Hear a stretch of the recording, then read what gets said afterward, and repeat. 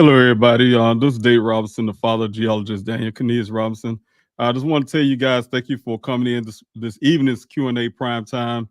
I did not do one this morning. I wanted to give you guys some alert about that. I just didn't have time to get on and let you know. So I'm hoping you guys saw the notification that this Q&A will be starting at this time. But I want to tell you, thank you guys so much for all your love and support. I will be doing the Q&A tonight, and we'll be answering some questions. One of the big topics that I wanted to talk about is some of the timeline stuff that been happening in my son's case. Just some of the beginning things as you guys, and we'll kind of build up from that point. I really wanted to start this morning, and so this afternoon would have had more content to share. So what I would be doing we'll be doing that first half of the timeline, and then on the next Q&A, we'll continue on until we catch up to the day. So thank you again for coming in, you guys. Let's go ahead and start this Q&A.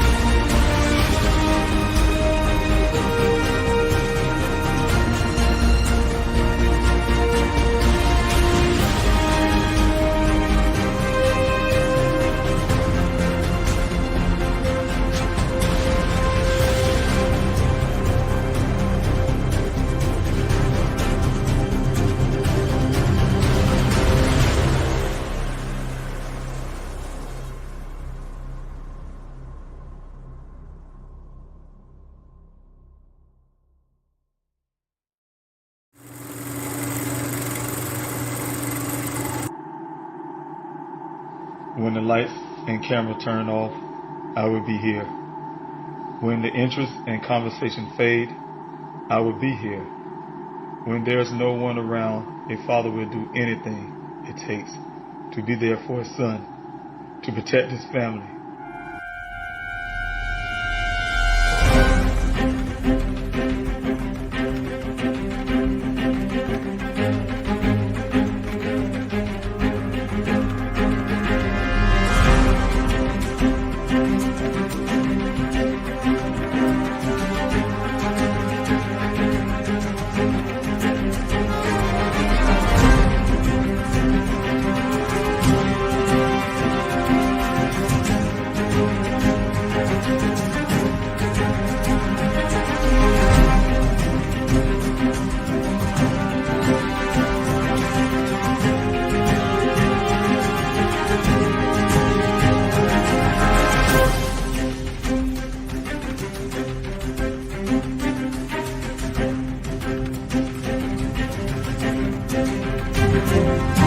Daniel Robinson went missing 4 months ago. This is the last photo his family has of him. He's a 24-year-old geologist, last seen leaving his job site in Buckeye, Arizona. As the Gabby Petito homicide case garners national attention, another young person has been missing for nearly 3 months, and his family is desperate to find him. 24-year-old Daniel Robinson, a geologist, was last seen on the morning of June 23rd, leaving his work site in the desert of Buckeye, Arizona. David Robinson had only one thought on his mind as he drove the nearly 1,800 miles from his South Carolina home to Phoenix. I had to find my son. And it's always been a constant thought. Thank you guys for coming in this evening's Q&A. I'm David Robinson. I'm the father of geologist Daniel C. Robinson. Off the back, I want to tell you guys, thank you for coming in to this Q&A. Mary Flynn, thanks so much for showing up. Also, we have Terry Dean here. You guys, I really appreciate you guys coming out to help me on this Q&A. Praying every day for the sweet reunion you deserve. Thank you so much for those great words, Terry. Also, Tracy, thank you so much for coming in. Hello to you as well. Thank you for those prayers, as well as PM Channel. Thank you so much for your constant support. Hello, David, moderators, all in the chat. I really appreciate you, Mary Flynn, as well again. Also, Pacific Breeze, hello to you. Also, Pacific Breeze, hi to everyone. Thank you. Hi, hello to you as well. Willie, thank you so much for being here as well. I really appreciate you guys for coming in. Everybody, thank you, Willie, for being here.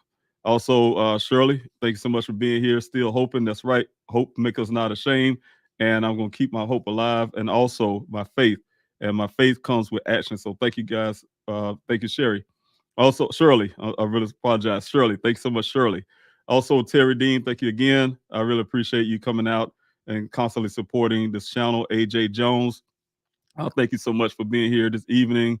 Pacific Breeze, thank you again. I really appreciate it. If you know something, say something. That is the one of the major things in this whole thing with Daniel being missing. Is if you know something, you need to say something. That's why we have a tip line. You guys, I pay for the tip lines at the bottom of the screen. 24 hours, 7 days a week. Live operators take your call. They actually take your call. They're very courteous. And if you want to remain anonymous, you can remain anonymous. If you don't want to talk to anyone, you can also text the word tip to that same tip number you see on the bottom of the screen. The form will come out and you can still remain anonymous. No one will know who you are. Trust me, I get a lot of tips from people who give me the different kind of tips, not the kind of tips we're looking for the tip line. The tip line is for specific, like Pacific Breeze said there, if you know something, say something. You know direct information that would bring my son home. You know direct information of anybody who have the players in this thing of why my son is missing. So those are the tip line is for. That tip line you see on the bottom of the screen, that is for.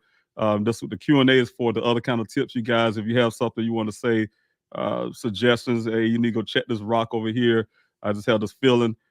Those type tips for me, if you can, guys, you can share it here on the Q&A, or you can email me. You also emailed me as well. So thanks so much, Pacific Breeze, for putting that up, because that brought up a good, quick point. Also, thank you, Mary Flynn, again. Sophia, thanks so much for being here, moderating. Thank you so much for your love and support, and also being I want to say family member, because you are a friend of mine. as well as a board member, team member, 18 members. I really appreciate you and moderator. So thanks so much for being here.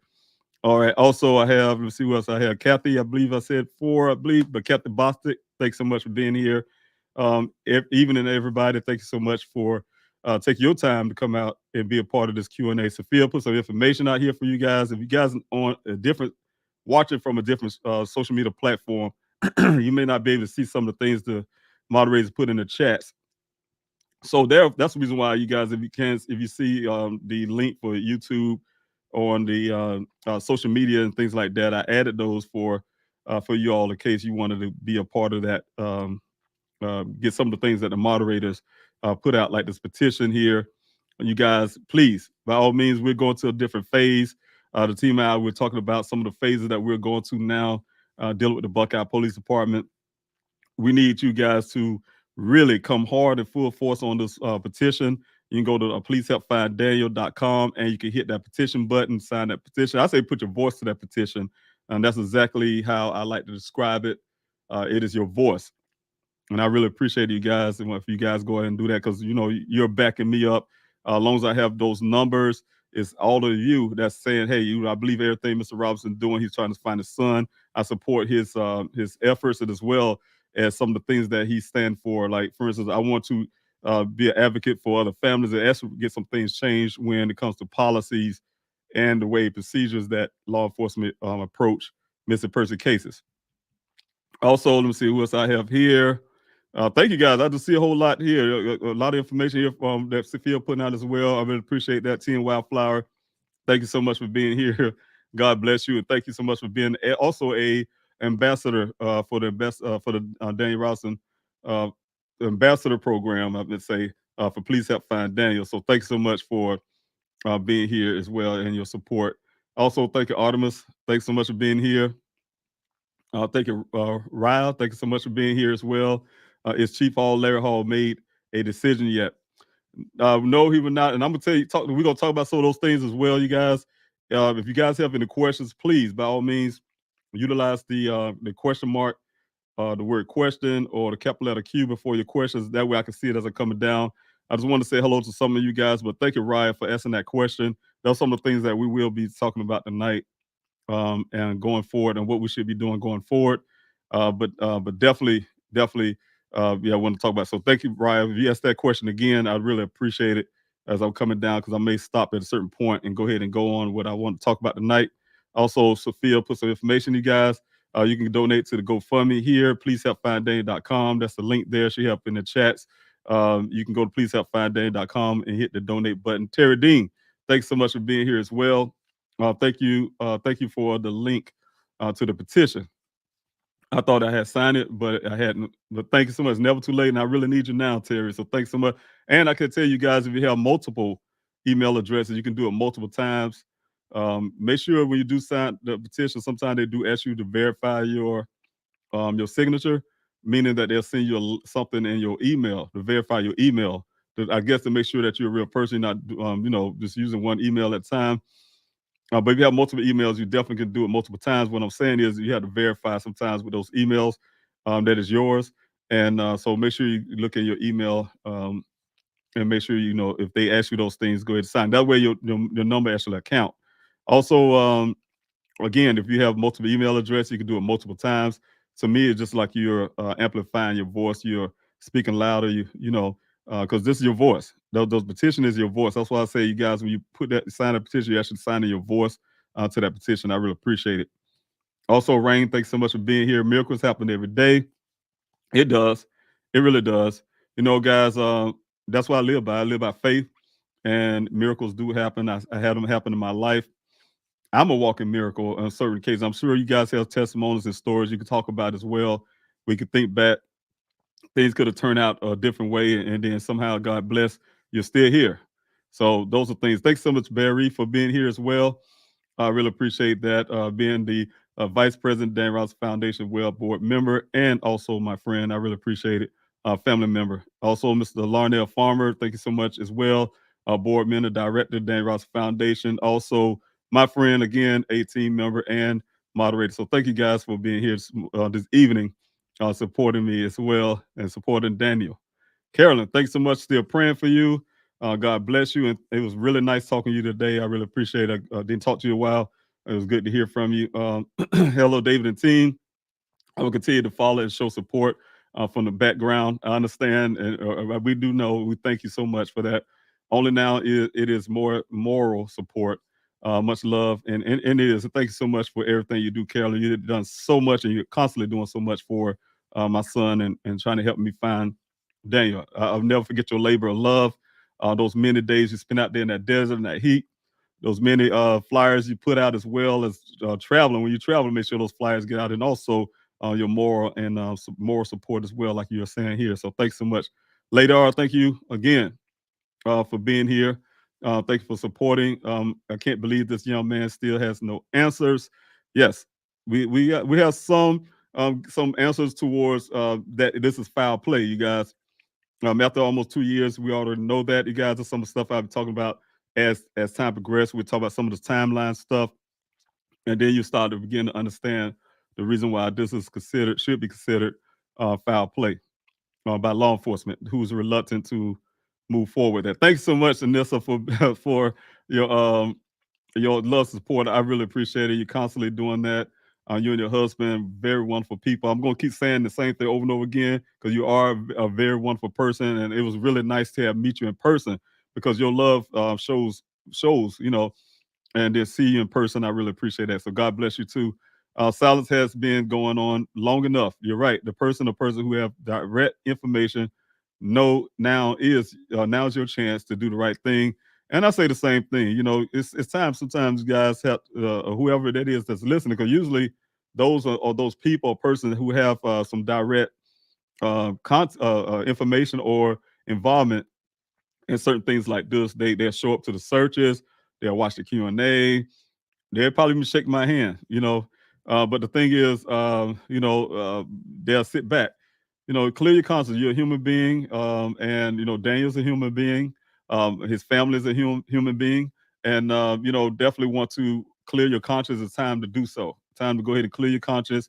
Or if you know something you have no involvement of, but you have direct knowledge of it, it's time to help out as well. Show your humanity. Show your empathy towards me and my family, and help us out. So again, like Nissa said, definitely, guys. All right, have here Sophia put the petition up. 125,517 voices. That is your voices, you guys. I remember it was like 10 voices on the petition. It was 125,515. I really appreciate you guys. That's the constant support of the Daniel Rawson efforts. So I really appreciate everybody who's been doing it from day one, has been signing those petitions, have been sharing Daniel's stories, etc. I want to go ahead and I'm put this one more thing here that Sophia put in. Don't forget to hit the like, share, subscribe buttons, you guys. It's really important to this channel. You guys have it up to 2.46 thousand subscribers. I really appreciate it. It helps me get Daniel's story out farther. One of the key points, like I was saying, with the have you guys do that. If you haven't come to this channel before and this is your first time, if you're not planning even coming back, it's okay to hit the like, share, and subscribe button before you leave. I really would love you to stay and hear information about my son, share your ideas, ask your questions. But help this channel grow, because it's definitely for Daniel to keep his name out there. We had national support, and we don't have that anymore. Like with the news, this overwhelming telling Daniel's story. So to keep Daniel's story from going cold, becoming a cold case with so much information, so much evidence out there to be explored by law enforcement, to keep that from happening, I definitely trying to make sure I keep Daniel's story out on the forefront. And the way I do that is, for your participation on that, just hit that like, share, subscribe button. It's just a button that you can hit and to help this channel out to grow. So I really appreciate it. It's not an entertainment channel. It's an informational channel, and as well as to help other families who would like to come on. If you know anybody who want to share their stories, their loved one's story, you want to share your loved one's story, or anybody else want to share their loved one's story, missing or not, or any other tragedy, they feel free to come on this Please Help Find Daniel YouTube channel, and I would love to use the little platform I have. Some people have thousands of subscribers. I have 2.46 thousand subscribers, and I would like to utilize those what I have to help others. So definitely. Well, I'm gonna start off first, you guys. Daniel Robinson, he's my son, of course. You guys, Daniel is a college graduate, graduated from the College of Charleston in Charleston, South Carolina. My son graduated with honors. This picture here, you guys see, he's very proud of himself. I'm proud of him, his family, his mother. We all are proud of Daniel. I'm proud of all of them. We're proud of his siblings as well.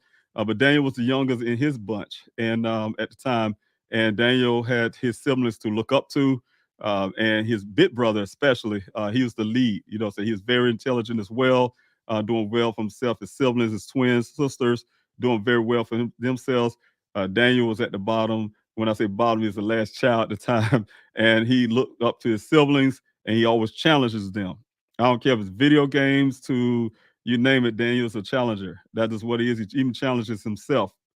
Guys, you probably heard the story and they probably hear it multiple times. But Daniel taught himself how to play the French horn. That's something that he done. He mastered it. He mastered it to a point when I was in Afghanistan. I started hearing stories about Daniel and my children. And Daniel went through this with Daniel in particular. They sent me an article, a news article was sent from South Carolina to Afghanistan so I could see it. And Daniel was on the local news. It's called WLTX Channel 19 News in Columbia, South Carolina. And he was there, and I was really proud of him. Seeing him, they're talking about how well he plays French horn. This young man in elementary school, doing very well, teaching himself how to play. He mastered it, mastered that instrument. Daniel moved on from that to a trumpet. He also taught himself how to play a trumpet. And that's another one of the skills that Daniel had for himself. Always, like I said, challenge his siblings. He even tried to do a little bit of sports. He tried to lift weights. He was doing things like that, as well as academically. He been an academic all-star. You name it, during his point from coming up to junior high school all the way up to high school. He was in those AAP classes, those top type classes in his class. And also, when he got to college, he decided to he thought about it when he was in senior year in high school to be a geologist. But then when he got to college, he was kind of undecided. But he did take that class and fell in love with geology. And he not only just graduated, he graduated with honors. He's also a founder of his fraternity at the College of Charleston for that chapter in Charleston, South Carolina. So Daniel's done a lot. He has a lot of friends, of course, you guys. He's been doing some things. He lived the college experience that I haven't. I've been in college. I never lived that kind of experience they have. His siblings who was going to school with him at the time. They was all on the College of Charleston at the time, the twins. And they would call me up to say, but Danny is always, he having an experience that they don't have. And they was there as well, living in those dormitories. And but Daniel was he's just really a people person. His sister tell me that you can't even walk down the sidewalk at the college without somebody knowing who Daniel is. So that kind of guy decided to take his career out to Arizona because he wanted to do something great. One thing that I taught Daniel is to expand his horizons, try to get away from the state of South Carolina. The world is bigger. I have traveled. I want him and his siblings to do the same thing, explore the world, explore things, and do things. And he done that. That's his personality. He wanted to make sure he lead the bird nest, is what I like to call, and start his own life and his own career. So that's what Daniel did. He went out and went out to Arizona to make Arizona great. It is a desert state. He took a class in Flagstaff after he graduated. I don't know why they did it that way, but he took a class out there, and then from that point, because you guys to give you some little context to the story as well, how Daniel got the job at Matrix New World. It's an engineering company, Matrix New World, also called Matrix Southwest Groundwater. Daniel had a friend of his. I want to say best friend. I'm not sure they're very close in college, college buddies, if you want to call it. His parent, the college buddy of his, I don't know the name specifically, but that college buddy parents own Matrix New World, Matrix Southwest Groundwater. His mother actually is the owner. His father is the co-owner. So of course, I'm sure introduced Daniel to his parents, and his parents brought him on to Matrix New World engineering company as a field geologist. It's also called a hydrogeologist, where Daniel worked hard. He worked hard, you guys. I remember when Daniel first got to Arizona, I was really uptight of him not coming back South Carolina because it was it was one of those things from a parent standpoint.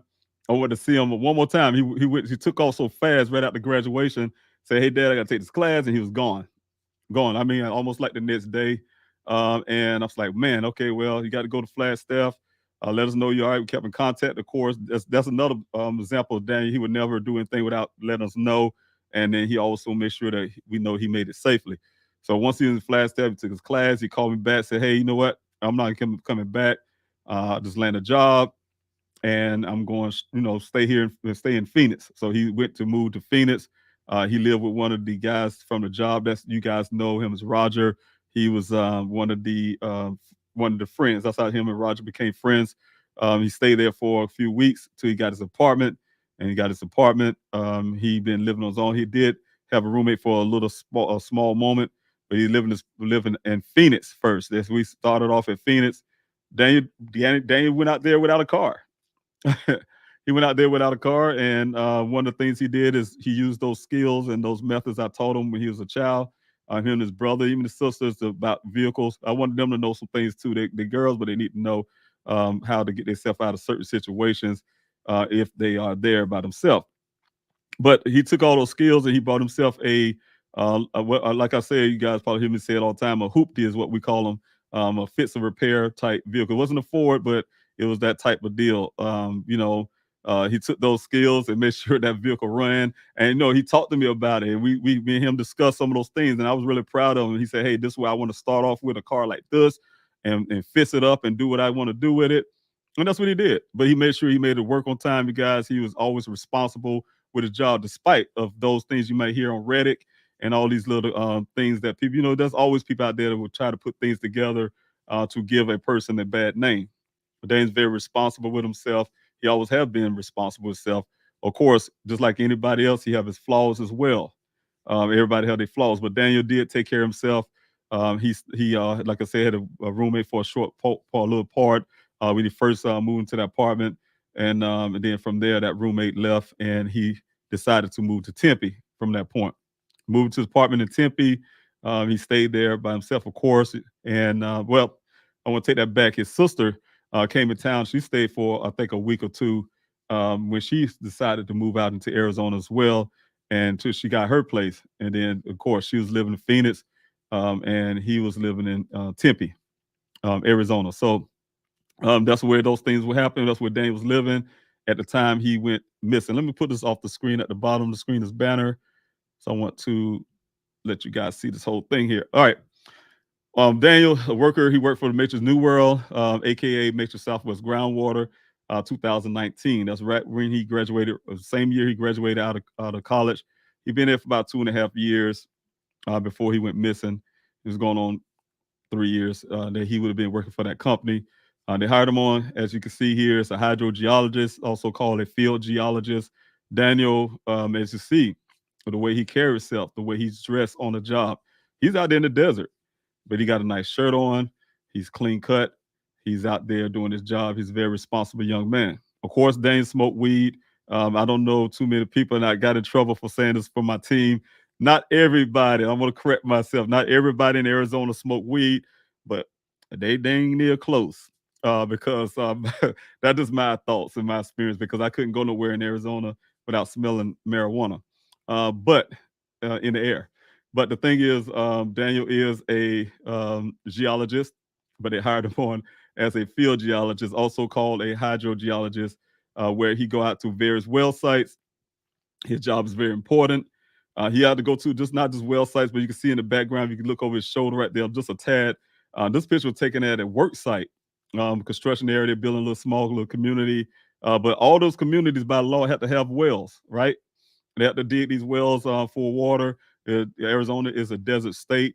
Water coming in from I think the Colorado River and so on and so on. They have these different ways of getting water in that desert. They decided to build. But I remember, if you look at the history of Phoenix, they decided to build a city in the middle of the desert, right?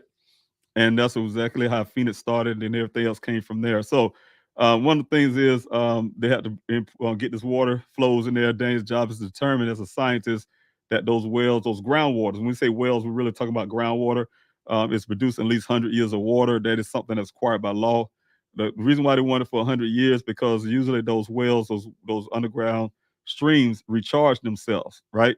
After 100 years, they recharge themselves for another 100 years. So if it can't produce that first 100 years, then it won't be a problem. Most likely won't be producing a second 100 years. So that type deal. So it just keep going on and on. It's recharging itself. But nevertheless, that's James' job. Before it can actually be utilized, it had to at least have to be producing that 100 years of water currently. So that's how that works. Also, the company tests the water, make sure the water is drinkable, make sure there's no pollutants and things like that in that groundwater. So his job is very important, you guys. He's contributing to society. Daniel, don't so much to have a speeding ticket, you guys. He should have gotten some kind of ticket before when I talked to him on the phone once before, but Daniel did not get a ticket. He don't have a ticket, or even something simple like that. Never been to jail, never been in some trouble with the law. Daniel's a very responsible young man, entrepreneur, have his dreams, hopes, and aspirations to do a lot of things in this world. I want to help him get there. So that's the reason why he knows his father. We have many conversations for 2 hours talking about those things, those career ideas, his desire to learn about other people's cultures, for instance, and things like that. Want to be a millionaire before he turns 30. So my job as a father to help guide him to through those situations and those thoughts and those ideas and aspirations to get to meet his goals. So those are the things I want to say about Daniel as well. Daniel, June 23rd, as you guys know, was the tragic day for me, his mother, his siblings, and our family. I got the phone call, you guys, as you know, and the story went from there. You can see the picture here. A couple things. This picture of Daniel, as well as his mother when he was a little boy. I just wanted to put that up because it's one of my favorite pictures to see. He was a little young man, and also the other picture with me looking into a mine shaft. Looking down into the mine shaft is one of the pictures. I've really put that picture there for a couple of reasons. It is the beginning of the June 23rd, where the search for Daniel began. And, one of the things I've marked out is that if you guys look at that well really well, you can see that it's the same well that I'll be talking about in this timeline that the Buckeye Police Department looked at 4 months, 3 or 4 months after this picture right here. It's the same as that mine. That mine is located probably a few hundred feet away from the crime scene, I call it, where the vehicle, a few thousand feet, I won't say 100 feet, few thousand feet away from where the crash site happened, where the crime scene of that Jeep, right? So the reason I like to show this picture, because I knew that after July the 19th, the Buckeye Police Department started doing what I call is photo ops for you guys and for your pleasure, for you to say, hey, the police are doing a whole lot. Because it didn't make I always look at things in a common sense. And I tell you guys on Q&A all the time, God give us a thing called CS, common sense. Everybody got it. No matter what people try to sell you, they can try to be a salesperson, law enforcement as well. And you can't believe everything you see because they say it, right? Or everything they say because they say it. That's what I meant to say. And one of the things that they put a picture at the same mine, right? And matter of fact, at the time they was calling it a well. It's actually a mine. It's really close to like I said, the crash site, the crime scene where Dane's Jeep is right here behind me. You guys see the Jeep behind me in that ravine. So if you listen to the Buckeye Police Department story, they say they did a search almost 3 days after Daniel went missing. They did a second search almost 2 weeks after that. And then they did another search when the vehicle showed up. But every time they say they did it, they did a couple things. They searched the area where the vehicle will eventually be found. They searched where the vehicle actually will eventually be found, and as well right here, this mine that I'm showing you guys. The same area, all is in the same area. So they searched those areas, I'm going to say, where the vehicle is going to eventually be found. Same area where this mine is located, the well site, you name it, right? And then they did it on the day when the vehicle showed up. Same thing, this mine area. They say they did. They put all this on paper for you guys, I'm saying, right? So you got to do the math, in a sense, do the math. They should have found something, right? And if they did those areas that they say they did, why are you checking his mine twice, right? If you did it the first time, you say you did all these searches right there in the same area where this mine is located. Why are you doing it on 3 to 4 months after I've done this mine search? As a photo op, it's like I'm saying. So and to double down on that, what I'm saying, you guys, from day one. They keep doing searches. They come up empty-handed. They haven't found a construction cone out there. I like to say, they haven't found anything. But yet we're just finding human remains. I'm tell you something, guys. The first thing they want to hang their hats on, is that the David Robinson searches found the human skull. And the reason why they hanging on that, because they can't deny a human skull, because human skull is a human skull. But they want to deny all the other remains we found before we found the human skull. They was calling them human remains. They'll come back. We weren't going out there saying these was human remains, you guys. We found a lot of animal remains. I mean, we found more animal remains than anything. But when I put them up through my website, and the confirmation always come back from the Buckeye Police Department. When they reach out to the Maricopa County Medical Examiner's Office, and they call them human remains. And so that's why I started getting those counts, you guys. It was in the news where I was saying, hey, we're getting up to 6 or 7 human remains. If you talk to the Buckeye now, they bust it all the way down to 2 or something, right? And so those are some of the things I think with the Buckeye Police Department still goes with the falsifying of their documents when they falsify crime statistics in Buckeye. Buckeye is a crime area. You know what I'm saying? If you find human remains out there in that desert, you guys can tell that things happen. So my son was missing in that crime scene. And they don't want to view that area where they're spending billions or millions of dollars for this project of this new development. Buckeye don't want to lose that money, and they don't want to call it a crime scene. They don't want to look at built their crime statistic where people don't want to live in Buckeye, etc. That's the way I look at it. It still goes on, that corruption of falsifying crime statistics. Because if you can bust it down from 7 remains down to 2, that's falsifying crime statistics. So that's the kind of thing I look at. But anyway, you guys, June 23rd, 2021, the search for Daniel began. I want to talk about those things as well. So that's why I started here, you guys. You can follow along with me. June 23rd, Daniel Robinson was last seen by a guy at a well site named Ken. You guys know Ken Elliott is his name. He put himself, and the reason why I'm saying his name now, he put himself out in the public. He did several interviews you guys seen. And one of the things is with Ken, he he is the person, he's the chief person with this whole narrative of what happened to Daniel. The whole confusion, when people say things don't make sense, it doesn't. Of course, his story didn't go with the timeline. I don't believe the story. I had to ask the guy on the June the 28th, I believe it was. I have it documented here somewhere. But to talk to Ken myself and look at me, I hear his story. He even changed his story, you guys, to me. Relayed it over to the Buckeye Police Department. You know what that happened. But the whole point is the narrative and everything that happened to my son rests on one man's story. And that was his story, right? It's not the true story. That some people say history. No, it's his story, but it's not the true story. I don't believe it, right? I don't believe it not one bit. Nothing adds up. Not too much adds up in Daniel's story with this man's story. I don't believe it. One of the things that I have an issue with, you guys, we want to go back, and I want to start here. Roger from Nature's New World is the day. That's when everything started. I was out in South Carolina at home. I'm a retired military guy. My children are doing well. I have a young daughter, and she's doing well as also. I'm a girl dad, and I'll make sure my daughter, my youngest daughter, is getting everything she needs as a young lady to prepare for her life as well, right? Just like her siblings, and just having that life, and in a sense, living a retirement life as a retired military guy. And the thing is, when I get that call, it started from Roger coming out to my daughter's apartment. As you go, Roger from Nature's New World knocked on my daughter's door, Daniel's sister, and to see if Daniel was there, right? And one of the things is when he did that, she was really puzzled because first of all, she told me that she didn't know this person, and she wondered how he knew where she lived.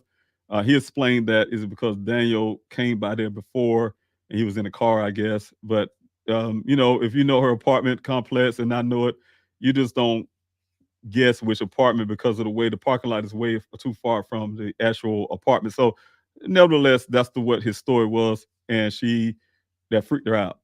for one thing. The other part is it freaked her out the fact that he's saying that he was looking for Daniel. Nobody heard from him. And, during the time when I started listening to the recordings, you guys, I started listening to some recordings. I record everything. I told law enforcement that as well. I record everything.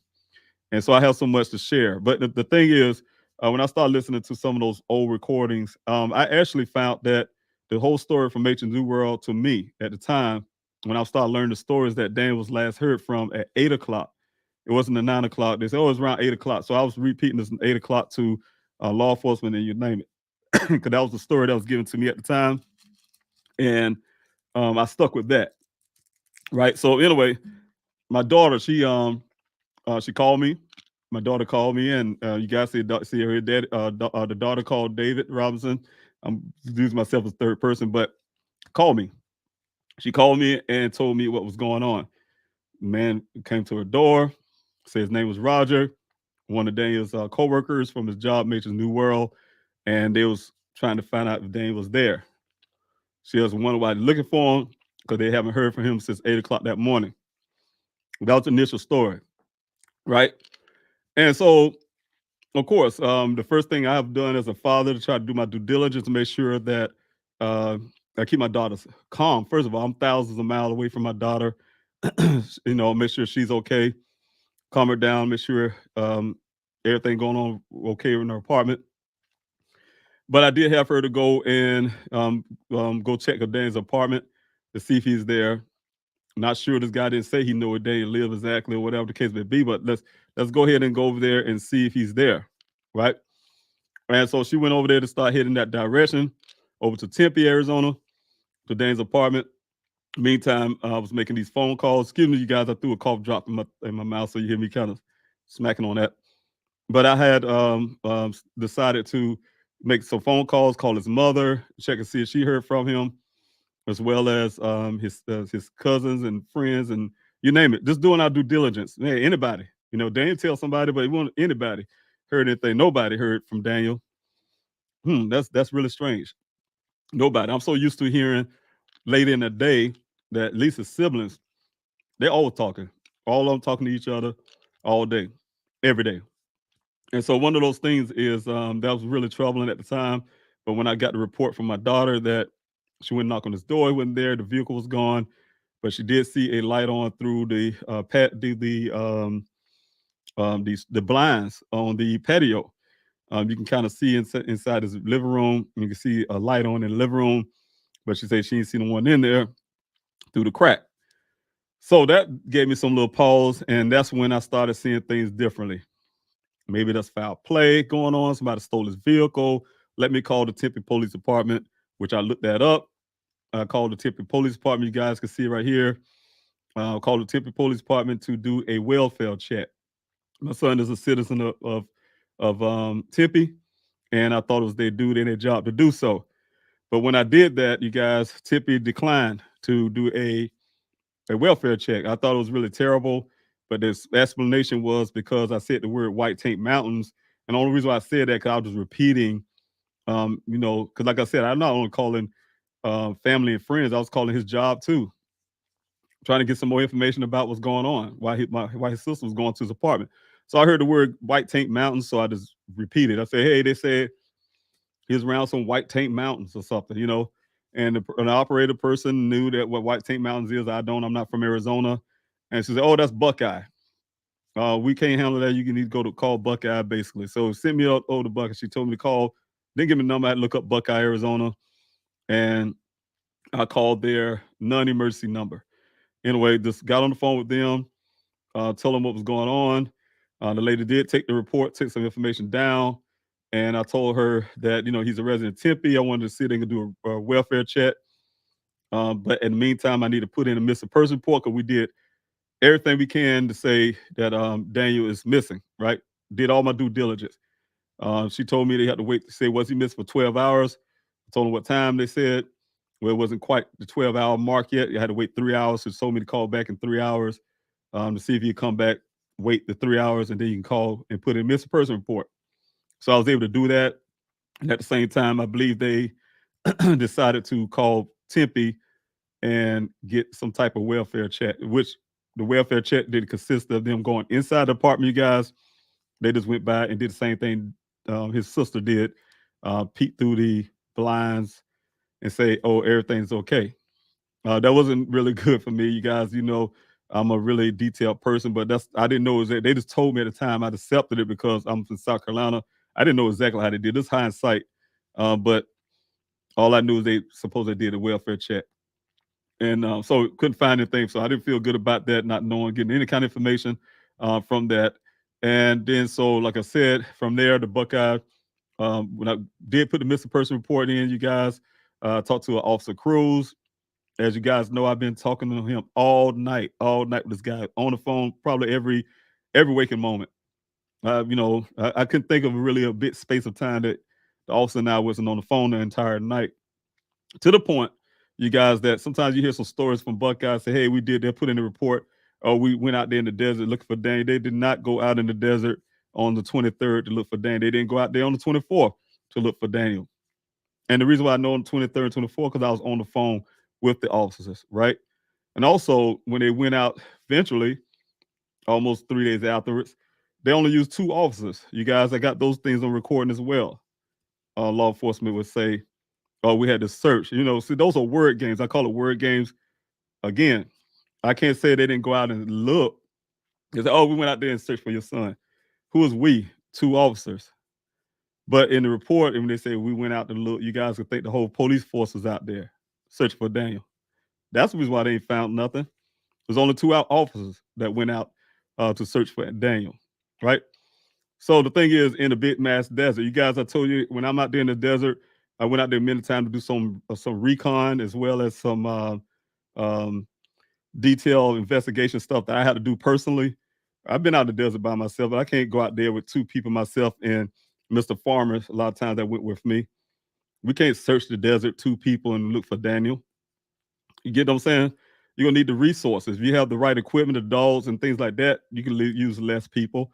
But you're definitely gonna have 2 people going out there to look for someone. That is not gonna work, right? So those are things that I call it word games with the Buckeye Police Department. Yes, it sounds pretty, but the details of it is really phony, right? Also, guys, and these things I have documented. So that's when I say things like this, guys, I have things to back it up. All right. Also, David called. I called the Buckeye Police Department, put a report in. Also, the Buckeye Police Department refused to do a helicopter search. That night, I asked Officer Cruz, because I found out later. Just like I say, I'm back on the phone with this guy all night. Officer Cruz, can y'all please, man, send a helicopter out there to look for my son? He's from South Carolina. He's not from Arizona. I know he's been out there almost going on 3 years, but I found him from a job. He has never been in this area before. He could be lost, or, he's stranded somewhere in the desert. That's all I can think in my brain. Can y'all please, as an officer, can you please send a helicopter out there to look for my son? Officer Cruz told me he could not, because it's nighttime. It bothers me to hear that, because I'm a military guy. We do night ops all the time. In Afghanistan, without lights, riding the Humvees without lights, MRAPs without lights, put our blackout lights on, and we do our thing. But the thing is, but that's what they tell me, right? So, okay, I had to accept some of those things, pacing the floor the entire night, keep constantly calling this guy. And then he said, yeah, they would do it in the morning. Waited till the morning. The Officer Haley came in, took over, told me the same thing, and then later called me back and said no. I went back in my recordings again, you guys. I know Buckeye said they did it on the 25th, but that's not consistent unto what they're saying on their call with me and things like that. When I've been begging them on the 24th to go out and search for my son. Are y'all going to authorize this flight yet? Is the things I've been asking them. Are you going to authorize this flight? I need y'all to get this flight out there to search for my son. No. We're not going to do that. Can't do it. Blah, blah, blah, so on, so on. He's waiting on his higher ups, and his higher ups say no, they didn't authorize it. Still wasn't unauthorized, right? The authorization came only after my auntie called from Philly. And no matter, I don't know if she's still not really forthcoming with what she said, but I do see it in the phone call and statements I have from the Buckeye Police Department. She did call, and because of that, whatever happened, she said they was able to say they put a helicopter. I don't know if they keep her mouth closed or what the case may be. But I can tell you guys, hindsight, I put in almost a year ago, constantly calling the Phoenix Police Department on this report that I have, you guys. And to this date, they can't find any record of that ever happening. They keep telling me, oh, we're still looking for it. I had a congressman to try to look into it himself, still not having anything that proven to say Buckeye ever had the Phoenix helicopter out there for Daniel. But to take their word for it, because they got in the report, we're just going to go with that for now. All right. One of the things is also on 24th, like I said, the Buckeye Police Department restricted helicopter search for Daniel and my auntie intervened. Also on June 26th, the Buckeye reportedly utilized the Phoenix Firebird helicopter. And again, that's what I'm just saying right now, allegedly. All right. Also, this is from June the 28th to July the 19th when the vehicle showed up in that desert. These are little small details I'm going to throw out to you guys. There's so much more. That's what I'm saying. If we go to the next Q&A, I'm going to constantly build up on these things for you guys so you can start hearing some of the real context, things I've been holding back for months, for over a year. Hear the real full context of everything that's been happening in the Daniel Robinson case, everything I can back up as well. David met with Ken Elliott. That was on the 28th, guys. Like I said, when I got to Arizona, that was the first thing that I have done. One of the first things I've done is really, I was out there looking for Dan at the airports and things like that. With his sister we're going to the NW, looking for the NAACP, to the Red Cross, who, we do all kind of things to try to get some help. Also giving all this information to Buckeye Police Department. But in the meantime, I did set up arrangements to talk to Ken Elliott at the well site. I was talking to Daniel's job, and they told me he was out there working at the same well site where Daniel was missing. He'd been working there all week. See, he didn't stop working every day. He kept going to work out there when Daniel was missing. So he'd been out there daily, right? And the thing was, they told me, hey, yeah, we can set that up. They called him, let him know I was coming. The whole case, I got there quick. Anyway, met him out there in that side of the road, the same place where Daniel met him, supposedly, allegedly. And only difference is I didn't go follow him into the desert. I stepped into the desert, but didn't follow him into the desert. I just wanted to hear his account what happened. You guys know the details of that. They call him, say, hey, I told him, hey, call the judge, tell the person, the liaison, the person that's in between, say, hey, look, I'll be there in 5 minutes. I look at the GPS, I'll be there in 5 minutes. And they say, oh, yeah, we'll have him come up to the road or whatever, right? So me and my witnesses, we got into the road. My daughter's one. We got up to the road, side of the road, and waited there for a couple minutes. I call again, say, hey, he's coming. Yeah, they say he's on the way up there. Okay, good. A little while later, I started seeing a little bit of dust coming from the desert. And lo and behold, white pickup truck, you guys. I wanted to show some pictures. I meant to put some pictures up here. I would do it too on next Q&A. As I'm talking, you guys can see some of the pictures of these individuals, that came from there. So anyway, vehicle coach showed up, a white pickup truck came up, and when he came up, he turned around, but he kind of backed his vehicle up to the fence, right where we're standing. So I thought it was Ken. Went inside the gate, and there was this other guy. Some other guy got out of the vehicle. I didn't know at times. Hey, how you doing? I dressed him as Ken. Said, oh no, I'm so and so. I don't think he even told me his name. I can't remember. But the thing was, he wasn't Ken. He just asking me what I want with Ken. What you want with him? Oh, my son went missing. I just want to have some questions for him. If he, just want to hear his side of the story, see what happened, right? His father. And I came up here to see what's happening. Guy asked me, well, you know what? Why don't you come to the well site with me? Why don't you come? He's at the well site. Why don't you come with me? I was like, no. I said, well, how far is it? He said, oh, it's about 20 miles. That's some crazy number. He's telling me like 20 miles. I was like, wow, that's far. I'm like, in the desert. I said, no, I'm not going. And no, I said, that's okay. He can come up here. I'll wait on him. So no, come on. He went inside his vehicle and set it back in his vehicle and started knocking a bunch of trash or something he had in his passenger side and knocking on the floor. Really nasty truck. Come on, get in. I'm like, no, man, I'm not getting there with you and leave these ladies up here at the gate. Okay. He accepted that, and he ended up saying, well, let me call Ken. He called Ken. They started talking, and I was standing right there at the door. And then he said, hold on a second. And he shut the door, and he pulled the vehicle up, probably about a good 20 feet. And then he, I guess, finished the conversation. When he finished the conversation, he backed the vehicle back up to me and said, "Oh, he said he's on the way," and then he just left on. A little while later, a good time later, Ken showed up. First thing he did when his white utility pickup truck. First thing he did, got his vehicle, put his hand in his utility box. I'm a military guy, so I'm watching his hands. Think he may have some type of weapon or something because his body language was saying something. He was on the defensive, to make a long story. So my rationale was that maybe he's on the defensive because I'm the father coming up to ask about Daniel. He may think I'm accusing him of something or whatever the case may be. But I assured the guy that I'm just there to hear his side of the story. I wanted to hear his account, and can he tell me what happened? So he did just that. He started telling me exactly what happened, like he got a little relaxed or whatever. I guess he saw that I ain't had no weapons and I just had a pad in my hand to write down the notes, everything he say. And he's like, hey, look, told me the same thing. When I say he told me the same thing, you guys I'm not gonna say this what happened. I'm saying it almost felt like that.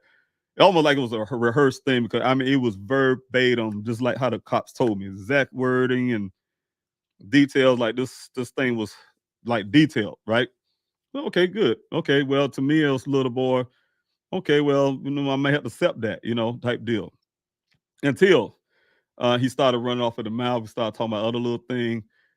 He said, "Oh, well, I know Daniel mannerism to some other things, and I would have known something. Like, man, it's not your fault. It's some little tactic because I started seeing something, so it caused me to want to do some of my tactics I learned in the military to befriend a person and get them to talk. And so, of course, he started talking to you guys. That's when I heard the full details of staying left of the tracks to um, that he knew the cops would be coming looking and this thing would go national. And the point that, he drove the miles. We got to T Junction, drove a distance to a gate, went through a gate and drove a mile through the gate and got out and walked on foot and get on a hilly area at the top to see you can see from far and started spraying rocks with red paint and things like that. So all that kind of stuff, right? Listen to the guy tell all that. We started saying all that, my stomach started curling. I'm like, this guy knows something. He did something because he started going way off the cuff and started telling me all this other extra stuff. And I said, okay, so wrote those things down, documented. My witnesses there, my daughter as well. And the first thing we did, we left and tell the Buckeye Police Department, you guys do not hear it in the report because they listened to it and threw it out the window. Right? Okay, the other part is, they definitely want to view this guy as any other than what he said. Because when I hear the story about how they approach this guy from Buckeye or anybody, we talked to him. Oh, yeah, we talked to him about this. We talked to him. Only persons I know you guys are seeing shortly that ever been in the interrogation room was me and my daughter. You hear about that shortly. All right. And that's it. You hear about it next. Okay. All right. 6:30. That's June the 30th, 2021. The Buckeye Police Department brought me and my daughter into the interrogation room. Not only did they just bring us to the interrogation room, guys, they brought us through the back door. Right. Hey, right around the other side of the building. I had a witness there. She stayed in the vehicle. My daughter and I was taken through the back. And they put us in this room. I didn't know at the time, you guys. I never been in an interrogation room in my life. I seen things like that on TV. I'm not a criminal either, so I'm not familiar with things like that. But hindsight, when I started looking at things in detail, that's exactly where we were inside the interrogation room. They sit on one side of the table, we sit on the other, and essence everything. We had to sit there for about a good length of time trying to come up with something that was strange about Daniel, right? That's when my daughter came up with the thing he was staring off in her apartment to some things I was even trying to come up with, just to try to justify him being, I guess, somehow depressed or whatever the case may be, right? But, one of the things is that we also utilize, you guys, this phone here, I told you about this phone here, this Z phone, the same Z phone, utilize our phone to give the Buckeye Police Department information. So you guys read that in the report too, where we obtained records or whatever the case may be from the family. No, you did not. We looked at it from the phone from across the table, but you did not obtain it. We didn't give you anything at that point. Also, the other thing was with the bank statements. Those things I heard about the Shell station. We told them about that. We looked through his bank statement. We noticed a transaction. We told them about that. When we told them about it, it wouldn't be called the USAA Bank in that interrogation room. And I did so while they listened on speakerphone to hear everything me and the representative from USAA Bank was talking about with Daniel's case, his account. USAA Bank was able to give me limited information because it is Daniel's account, but at the same time, I'm a sponsor. You know, you guys know anything about military banks, USAA, Navy Federal, for instance. Those are military banks. You have to have a military member, and those military members have to be a sponsor for you. If you're not in the military, you have to be a family member, but they have to be a sponsor. And that's the reason why I was able to get some limited information in Daniels. I can get information, but I wasn't able to get, direct move things around without his, with that type stuff, move this money to another account, whatever case may be. So they was able to give us information that way. And that's when we kind of wanted, the reason why I was going that way is to find out there's any more transactions, as well as the fact if we can get the exact location. At the time we didn't know what location the Shell station was at, because it had a store number and that was it. On the, if you guys know how bank statements work, it didn't have no address of the place. It say Shell, with some store number or something. So that's how I was able to help the Buckeye Police Department get those information. Also, I just want to tell you guys, going to the next point here. We have, excuse me, for the point, some more things happened in the interrogation room, but I'll leave that to be. For instance, one of the stories was that the law enforcement also asked my daughter and I to break into Dane's apartment, just don't get caught. So some of those things were said, and he turned red in the face. He found out I recorded everything, but he said, "You record everything?" Yeah, I record everything. So, but the thing is, he's asking us to break into Dane's apartment, just don't get caught. It's weird. So I can tell you about those things as well. But anyway, on July the 3rd, you guys, of 2021, that's when I started my grassroots search for Daniel.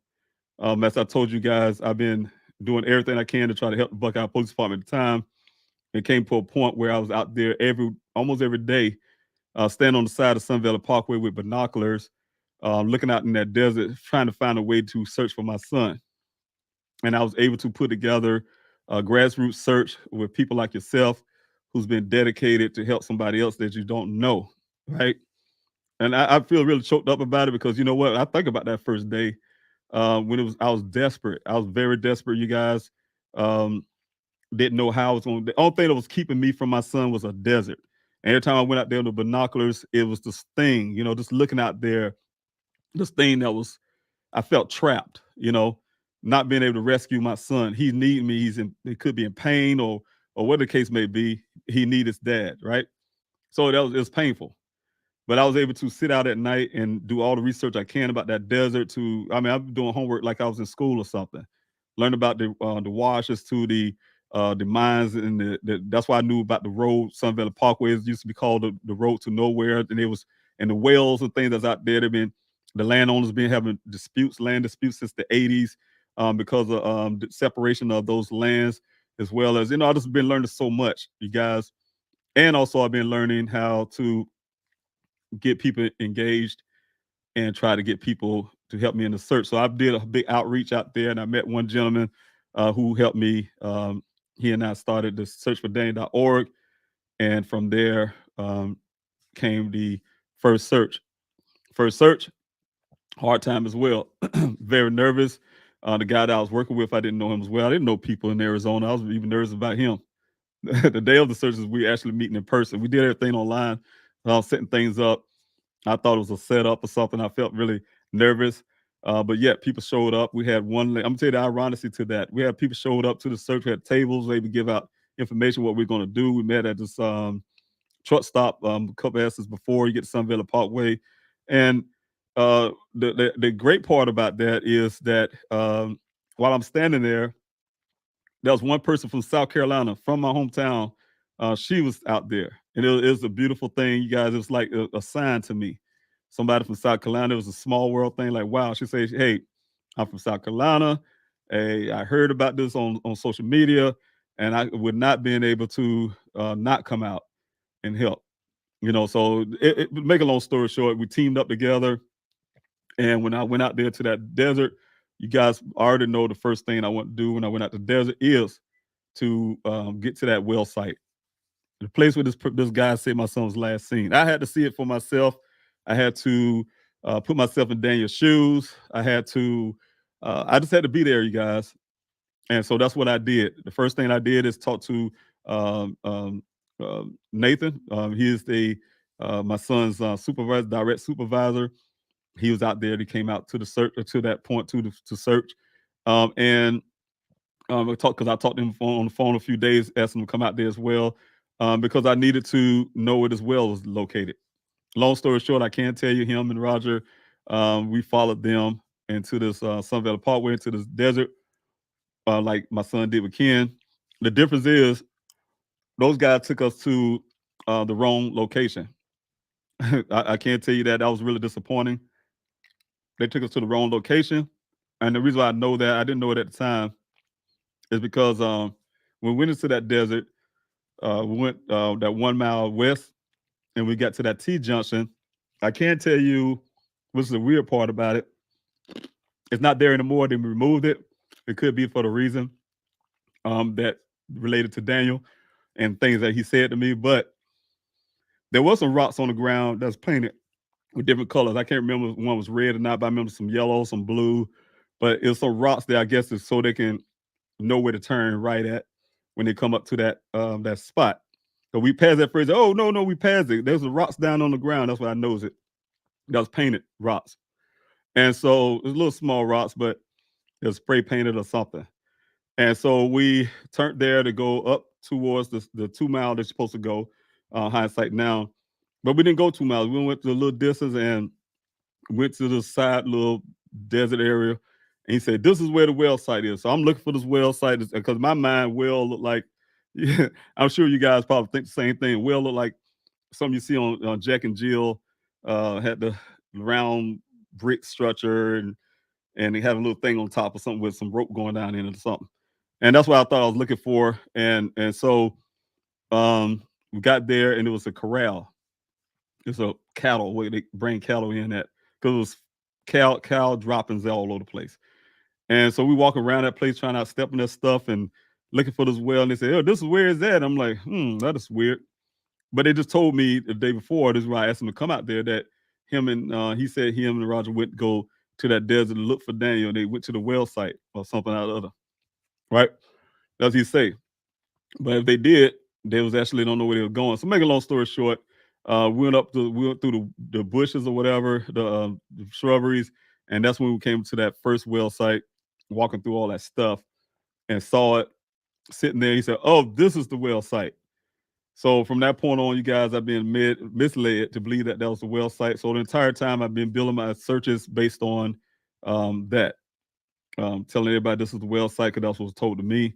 But once I started going back through my notes that I wrote that day with Ken, talked to me, and also the information I got from law enforcement, 1 mile west, 2 miles north is where the well site is located, and they'll take you to the other well site. So hindsight.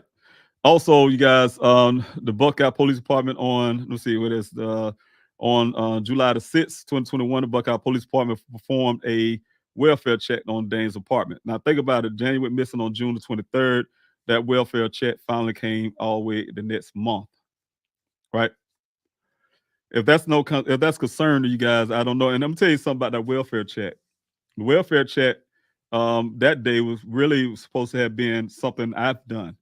I sat down there again with the Buckeye Police Department. We were trying to figure out, they're trying to figure out how I can get into that apartment, And I'll be honest with the family, we wanted to get in that apartment bad, but the landlords wasn't budging. Them guys was like, like Fort Knox or something. They was like, look, that's not your apartment. It's a legal thing. We can get sued and all this kind of drama, right? So we never can get into that. And I told law enforcement that, look, they would not let us in. We've been trying for a while. They would not let us into Daniel's apartment, period, right? We don't have no key, unfortunately. Daniel decided not to give his sister a key, living in Arizona, a copy or something. But that's exactly what the problem was, right? Couldn't get in his apartment. So the thing is, but I did do some interviews, you guys, in the meantime, to his neighbors. I've interviewed the neighbors and everybody else. That's something Buckeye haven't done either, right? If you're investigating the first things you do is little small one-on-one type stuff like that. And I'm not even an investigator, and I know that. So I was out there investigating the neighbors, and went upstairs and went across. I've learned that a neighbor that lives across from Daniel. Him and Daniel like to play video games together, come over the house a lot. The guy still told me a lot, and he's a veteran as well. Shell shock guy with some brain damage in the way as well. When I say brain damage, he had brain injury as well, like I had when I was in Afghanistan. So that type deal. The thing is, you guys, that's the one-on-one type stuff that I had to do. At the same time, I told you, from the time I talked to Ken is the time I started my own investigation as well. I didn't wait on just law enforcement to do investigation. I was investigating myself. I was going around doing my due diligence and my questionings and whatever I can get done.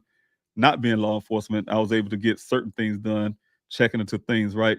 So again, that whole type thing with for law enforcement, for them to go into that apartment, we sat there and tried to come up a way to get that landlord to let us in there. So eventually I called and of course they gave me the same story while I was at the police department. And so was able to talk on the speakerphone, was able to make an agreement. Hey, this is detective, from Buckeye Police Department, blah, blah, this is going on, so and so on. And we just want to go in and make sure, we want to look around, basically. So the agreement ended up being with the landlords, like, look, yeah, well, we ain't gonna let the family in still, whatever. For whatever reason, they didn't want me in, family in, or whatever. So, okay, good, but we can let you in. We let law enforcement in, you're gonna bring 2 officers. They had stipulations, 2 officers max. And we will be walking with you. You can't touch nothing. You can't move nothing around. You can take some pictures, but you can't stay in there long. I think they had like a 10-minute thing. You can look around and get out of there. And that was it. And that's exactly what Buckeye had to do. Go in there. They opened the door, walked in with them. They took a couple pictures, as the guys seen I used on Q&A as well. Took a couple pictures and was out of there. So that's how that go, right? And so anyway, those are the things. So that's the thing with the department, you guys.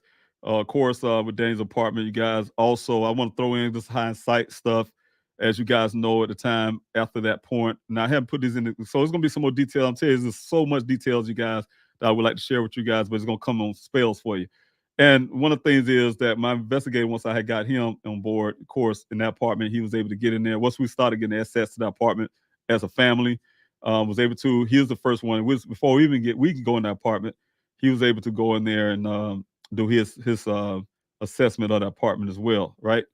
And so he said he went in there to do some forensic work, check for blood, those kind of deals. But he also came back with a not a paper report, but called me and told me the details that he noticed with these pictures he took. He showed me. He gave me copies of. But he showed me the pictures. Went through the pictures and he was like, look, what you see, apartment clean everywhere else except for his bedroom. And I felt embarrassed at the time. Hey, look, even when detectives went in, Biffin went in that time, he said, hey, yeah, it's okay. The room was a little messy. Was he a messy kid? Blah, blah, blah. That's how they put it, you know.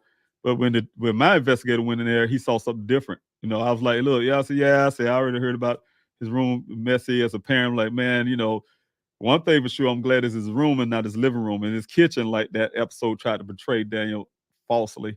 Um, you know, um, that room was messy, right? And so he was like, no, I see something else. And he showed me the reasons why, because of the vacuum cleaner, to the stains in the closet that I didn't show you guys, to some things in his room. There's being somebody was looking for something, right? But there was no forced entry on the door. So someone had a key. It wasn't my daughter. So somebody had a key to Dane's apartment, went in and looking for something. We don't know if it was after he went missing or was it Daniel himself, or we just had those indications at first. But then hindsight now, you guys, I had the Tempe Police Department do some forensics on Dane's electronics that go deeper than what I had before. And they found that someone was tampering with his searching for something, utilized his computer after the vehicle showed up, right? So somebody was in Dane's apartment after Daniel went missing, looking for something. So you put those two together, yes. So they also was on his computer looking for something, right? So those are things that we found as well. So anyway, you guys, but that's the welfare chat that was done on July the 6th, 2021. Also, to give you some more reference to small detail, is that also on July the 8th, 2021, the Namus case was created. Now, I'm really puzzled by that because in 2022, I called Namus and get some things organized for this whole blood or DNA thing that I had to do, and that was in 2022. So there's some discrepancy there, but they're saying this is in, but despite of the fact this thing was done kind of late, right? July 6th, 2020, So what I want to do is really kind of point this out, and you can see it right here on this share screen that I'm going to do here. Let me see if I can get that up. All right.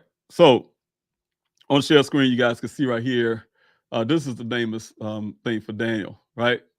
You guys can look this up too as public information.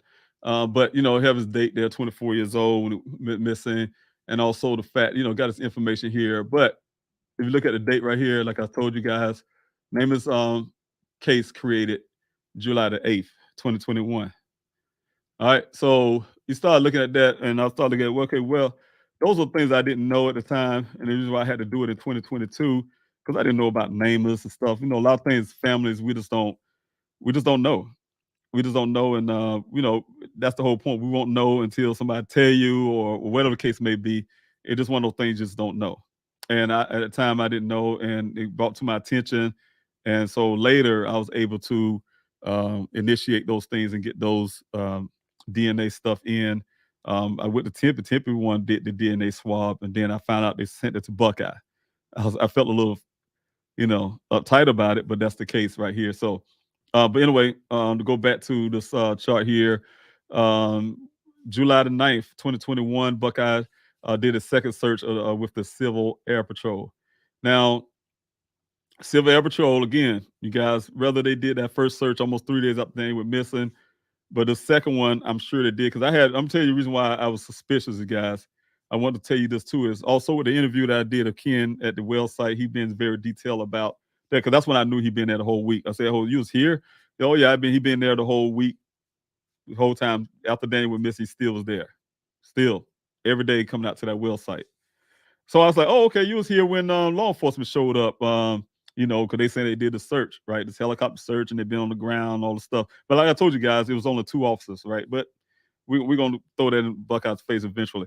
But the thing is, they had this helicopter search, Civil Air Patrol, with Phoenix Firebird. And the thing I'm saying is that I was really saying, okay, well, good. I'll be honest with you, when I asked the guy, I was trying to validate that this happened, because I was really hoping that it was true, because I had some doubt.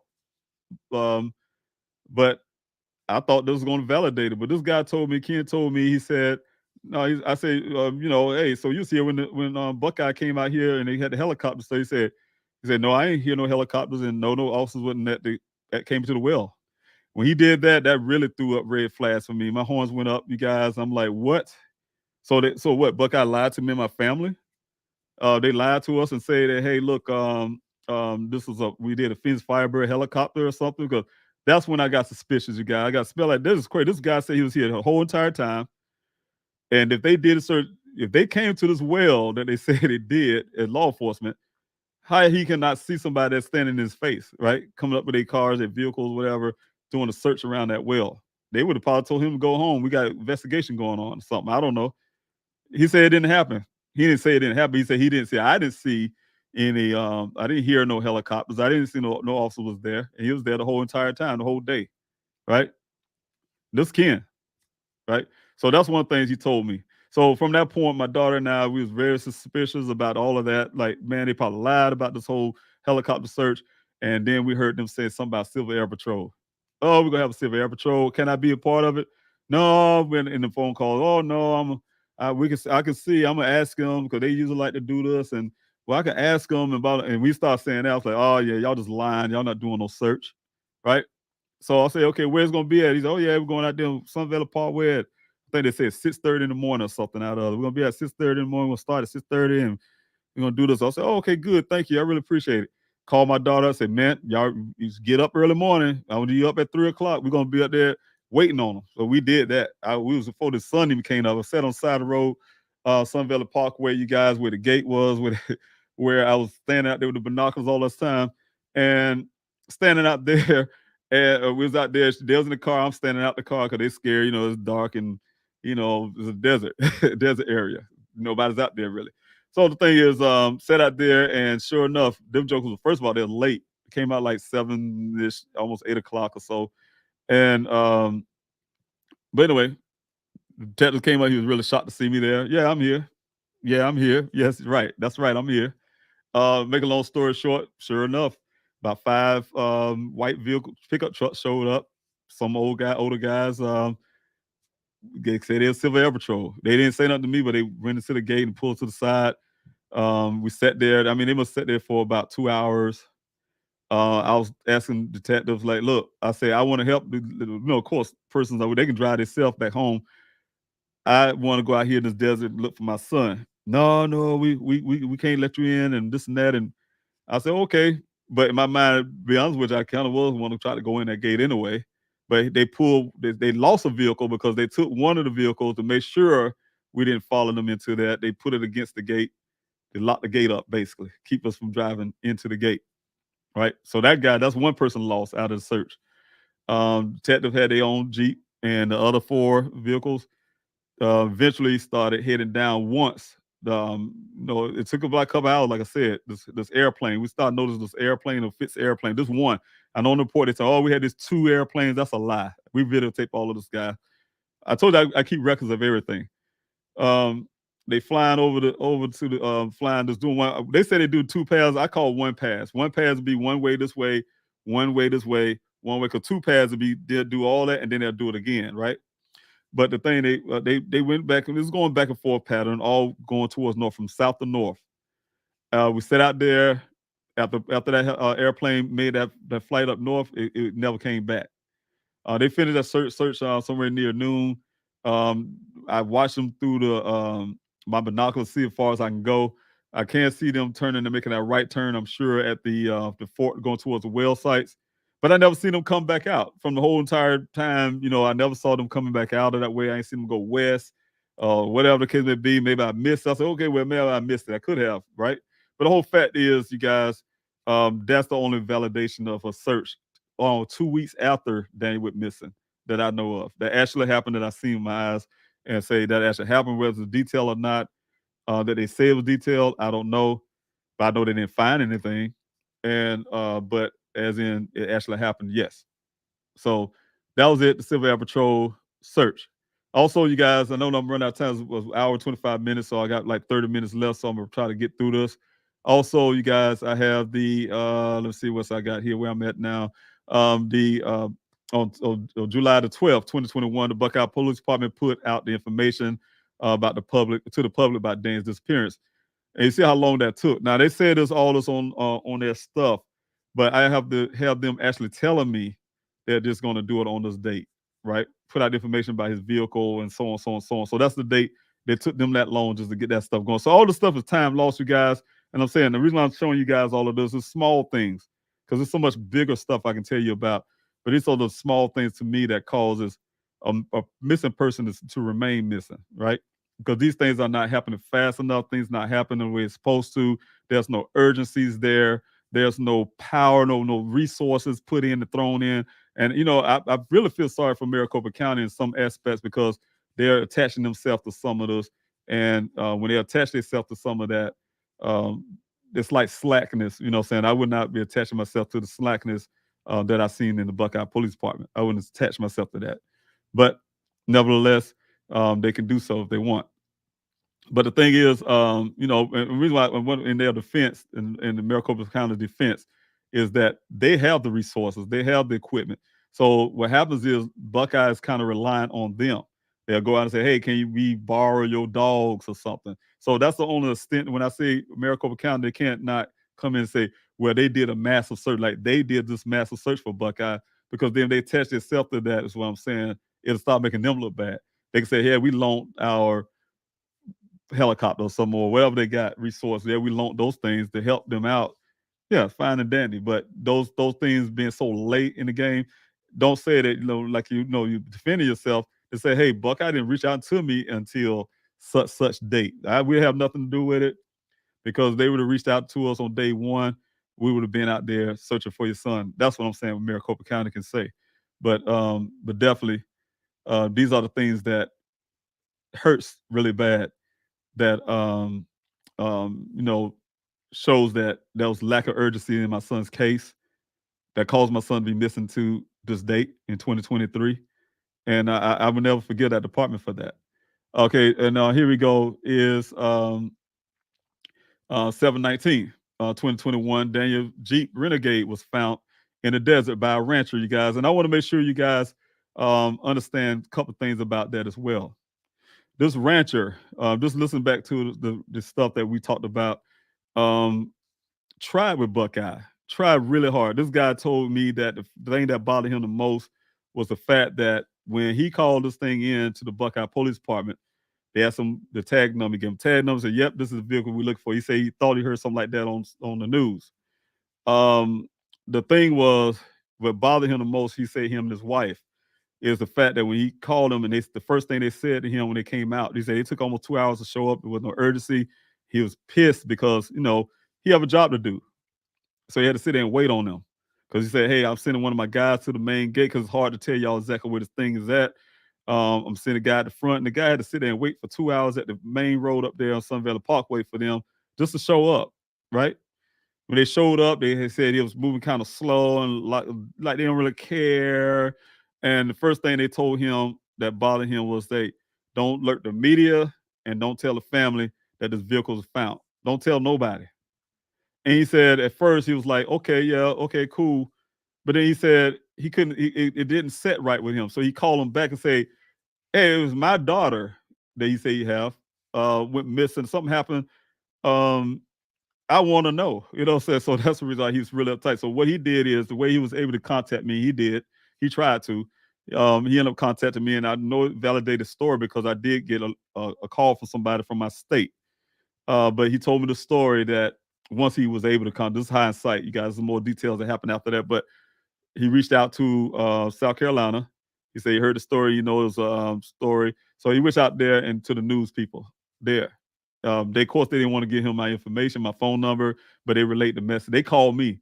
They said, "Oh, yeah, something about your son's vehicle found," but they were telling me things I didn't know at the time.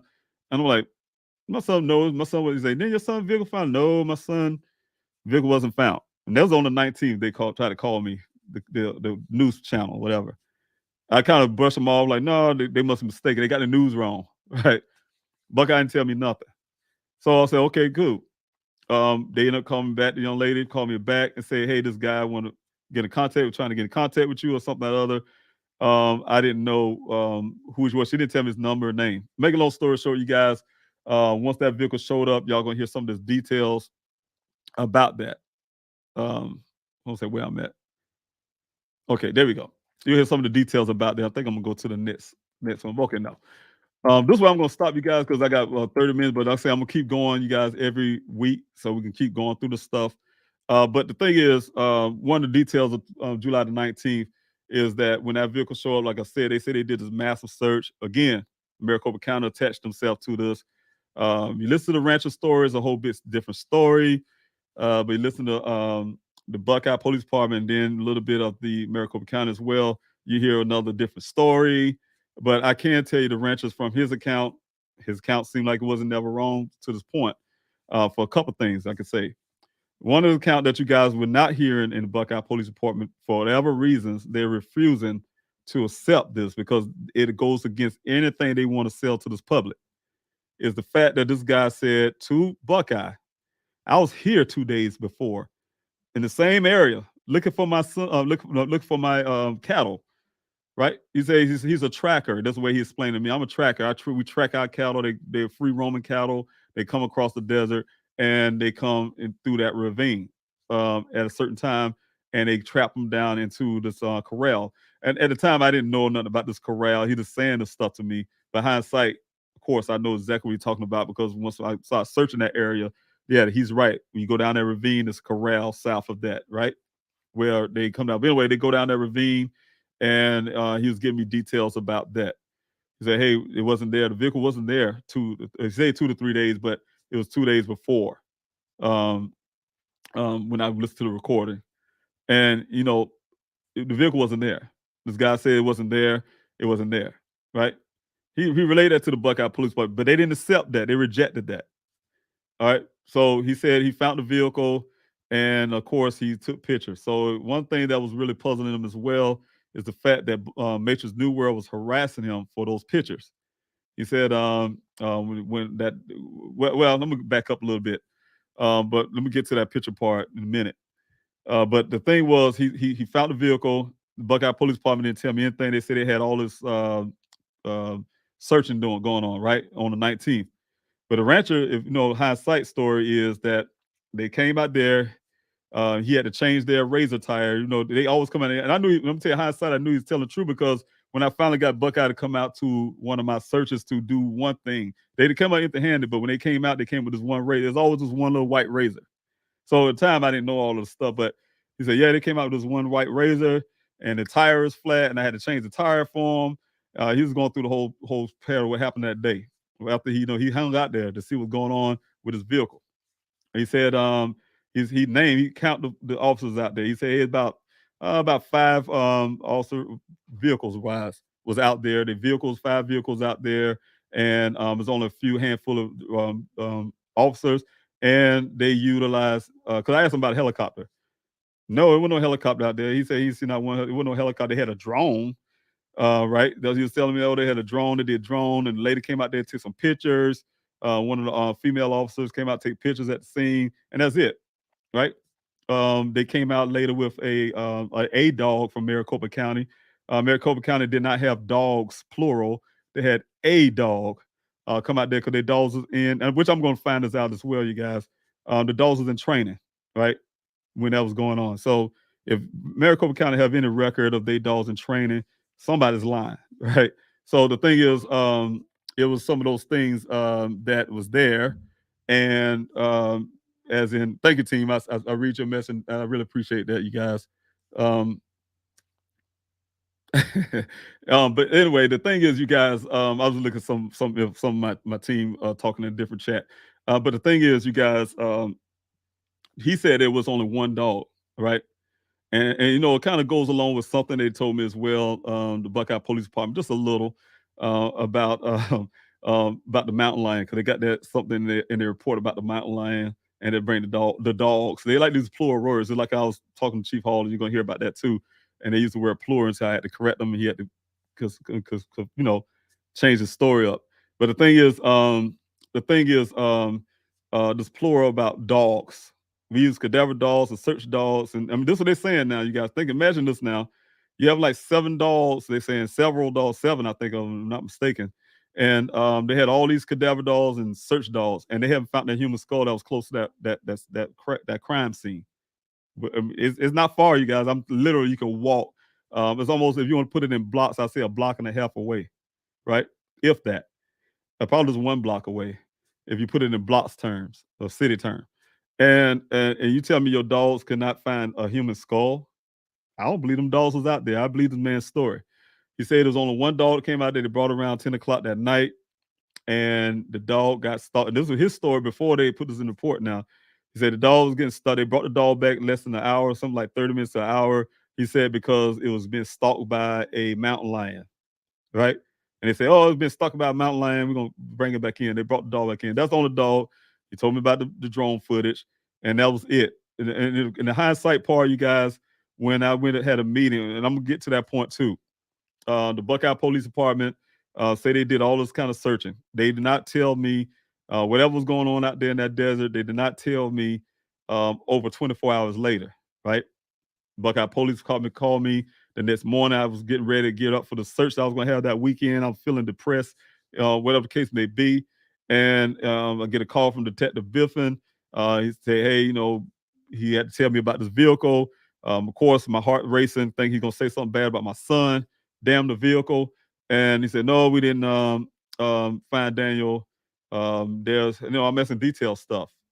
There was no no tracks, you know, no nothing. No dogs didn't pick up nothing. Nothing happened. And the reason why you guys know, the reason why no dogs ain't gonna pick up no tracks, him leaving that scene, because he was never out there on that crash site. We know that, but it's stuff we're gonna talk about. The thing is that and they had a clothing there. That's crazy. If that was Daniel's clothing that we don't recognize, don't dogs, bloodhound dogs, whatever the case may be, tracking dogs, don't they use that to find a person? He was never there. The thing is, you guys, also, once he talked to me for that little while, he ended up telling me he said this is how he put it. Yeah, you want to come down and do a briefing about it or something like that? Yes, something to the effects of that.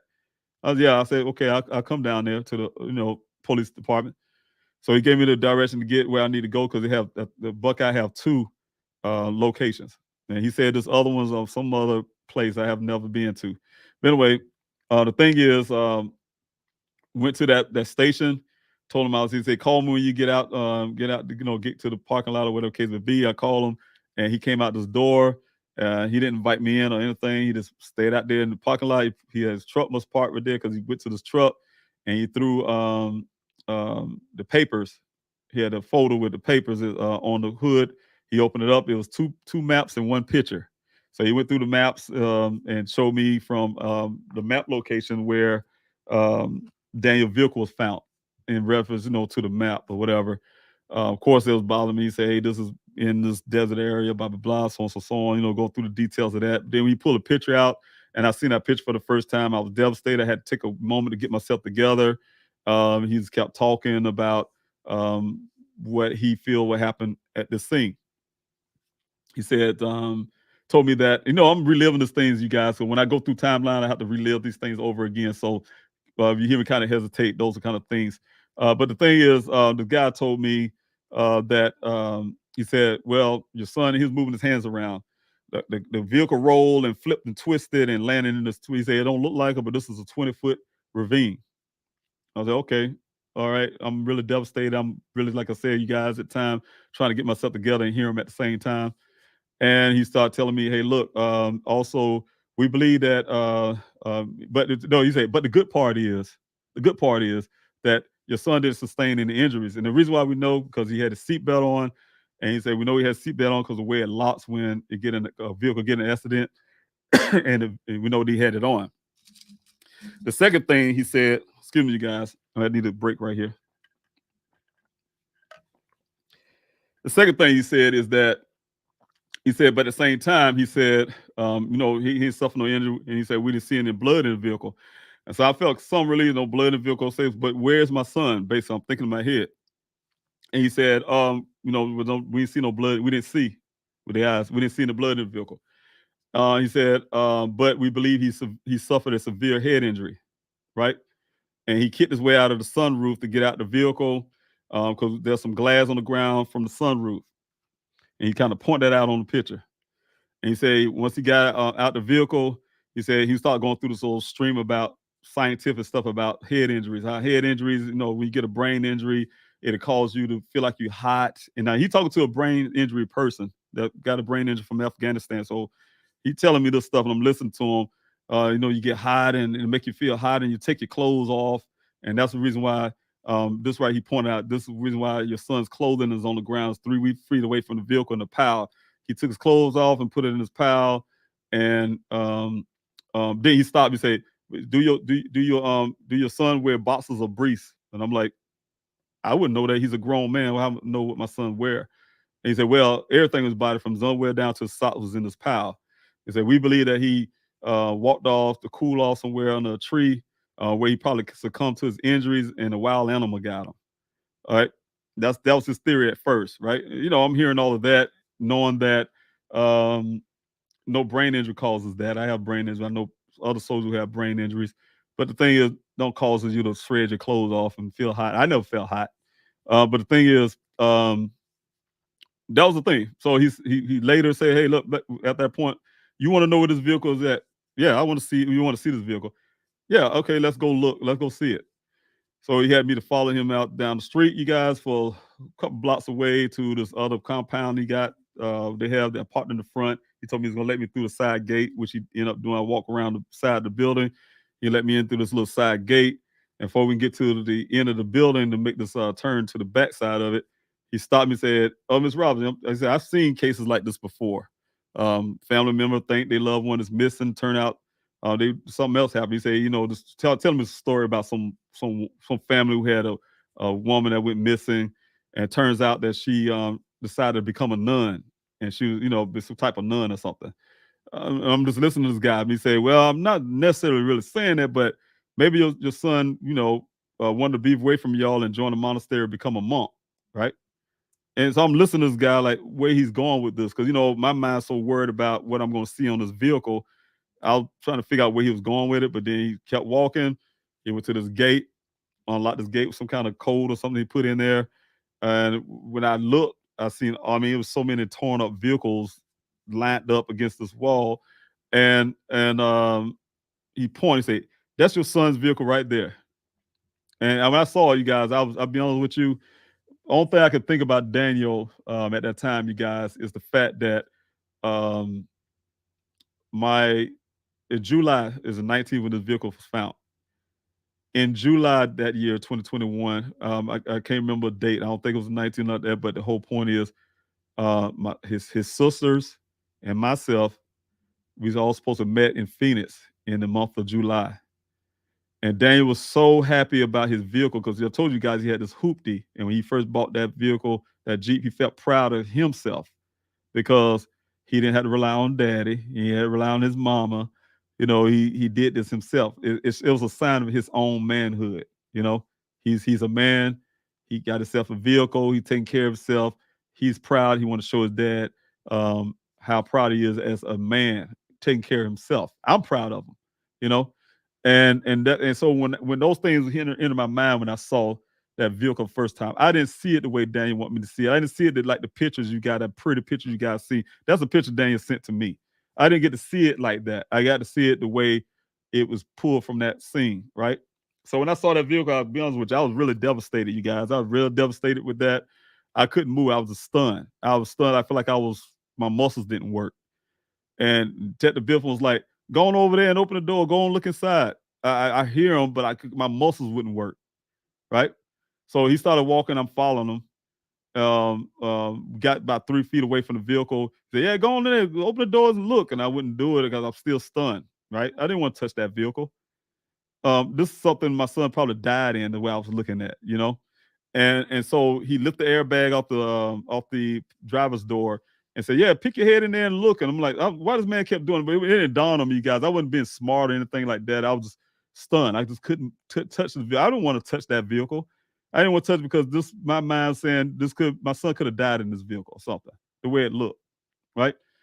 And he opened up the back door and told me to go look in the back door. You know, he opened it up and when he opened it up, I saw an NYPD bag sitting on the back seat, you know, police bag. I said, "What's that?" I point towards it. "What is that?" He said, "Oh, I don't know what it is." He took it and dumped all the contents. I can't remember the contents. The only thing I can remember when he was dumping stuff out of it on the seat was that the floor had some little baggies, like rocks and dirt or something. A bunch of them all over the floor in the floor well. And I'm like, "What is that?" He didn't know what that was either. But he was like, kept insisting I go. And I said, "You know what? I had enough. I had enough. I'm ready to get out of here. I can't do this, right?" And before I can walk off, he said, "Well, you need to get this vehicle out here today. If you don't, we're gonna have a total wear and you're gonna pay storage fees." And it was the heartless thing like that, you guys. It was, to me, that was heartless. Here I am trying to get myself together at the moment, and he telling me I had to get this. So that was a burden put on my brain. And I'm asking a grown man. I almost felt like I was begging a grown man, can y'all please keep this vehicle for 3 days? I'm not from Arizona. I need to find out who my son's creditors are, who this vehicle is supposed to go to, or whatever the case may be. I'm not from here. Can y'all please hold it for 3 days without charging me? Because I don't need that kind of thing. And he thought about it, I guess, and he's like, "Yeah, okay, I'll hold it for 3 days." Then also, once I got home, of course, you know, you guys, he already released. That's the releasing to me. He released the vehicle to me, by the way, on the 20th. So, want me to get it out of there. So I called him back that evening because I happened to see the weather app and it said something about may rain in Buckeye. And so I called him. I said, "Hey, I need to come back up there, put a tarp on it because it might rain." And he said, "No, we'll put a tarp on it for you." Okay, great. Put a tarp on it. But you know, the beautiful part, you guys, I had a meeting with the chief of police that evening. I listened to my messages with the Buckeye Police Department, and I talked to Detective Biffin, and I told him, "Hey, look, I had a meeting set up by one of these. You guys will hear about that later from another chief from a different police department. Was able to get me some connection with Chief Hall at the time, and so by me being able to talk to the Detective Biffin, I told him, hey, look, I want to talk to y'all chief as well. I was supposed to be talking. I forgot all about this. I was supposed to have set up this meeting with him. I forgot about it. And then detective said, you want to talk to him today or tomorrow? We could do that today or tomorrow. I was like, well, we can talk to him tomorrow. So we end up being the next day on the 22nd. You guys, I was able to have a meeting with him, Chief Hall, and as well as his whole entire detective team. And that's when I found out these things, you guys, when it came to, let me see where I'm at here. Go to the next one. Well, I didn't have them. I thought I had another slide. But this is just, of course, these are just slides of me doing the grassroots research. I want to talk about that. But anyway, the Buckeye Police Department told me the vehicle's found. This is why I've kind of left out for you guys. But on the 22nd, you guys, that's when I had a meeting with the Buckeye Police Department. That's when I learned that, and this was also witness and recorded stuff. Found out that they didn't do any forensics work. I was really angry about it. Again, to go back to this plural stuff that the Buckeye Police Department like to use, plurals. Chief Hall kept saying, yeah, we took pictures, because I asked them what they did, at the scene. I even asked the detectives at the time. Oh, yeah, I want to back up you guys. One thing the Detective Biffin told me is that the reason why because I was asking them, I say, this is before I had the meeting with the Buckeye Police Department.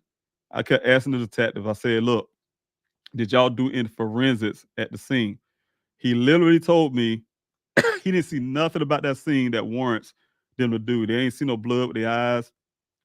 They didn't see nothing on that scene that would warrant them to do any type of forensics. That's the reason why they didn't. So I have that too, you guys. I didn't realize that until I started listening to things. But they told me verbatim that's the reason why they didn't do any forensics. But then in the meeting as well, like I said, on the 22nd, you guys, they also acknowledged that they didn't do any forensics. I was pissed, angry.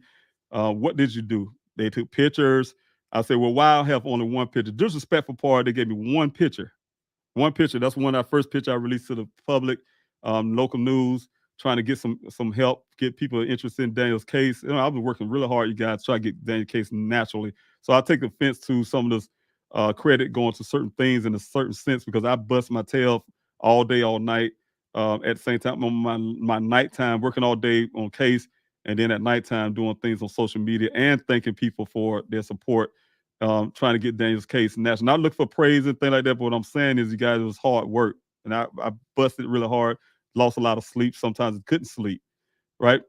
And the thing was, I'm saying, you guys, just to hear them to say they didn't do any forensics work, and he had these pictures, he kept using the word plural. I'll say I cut them off. Excuse me, Chief Hall.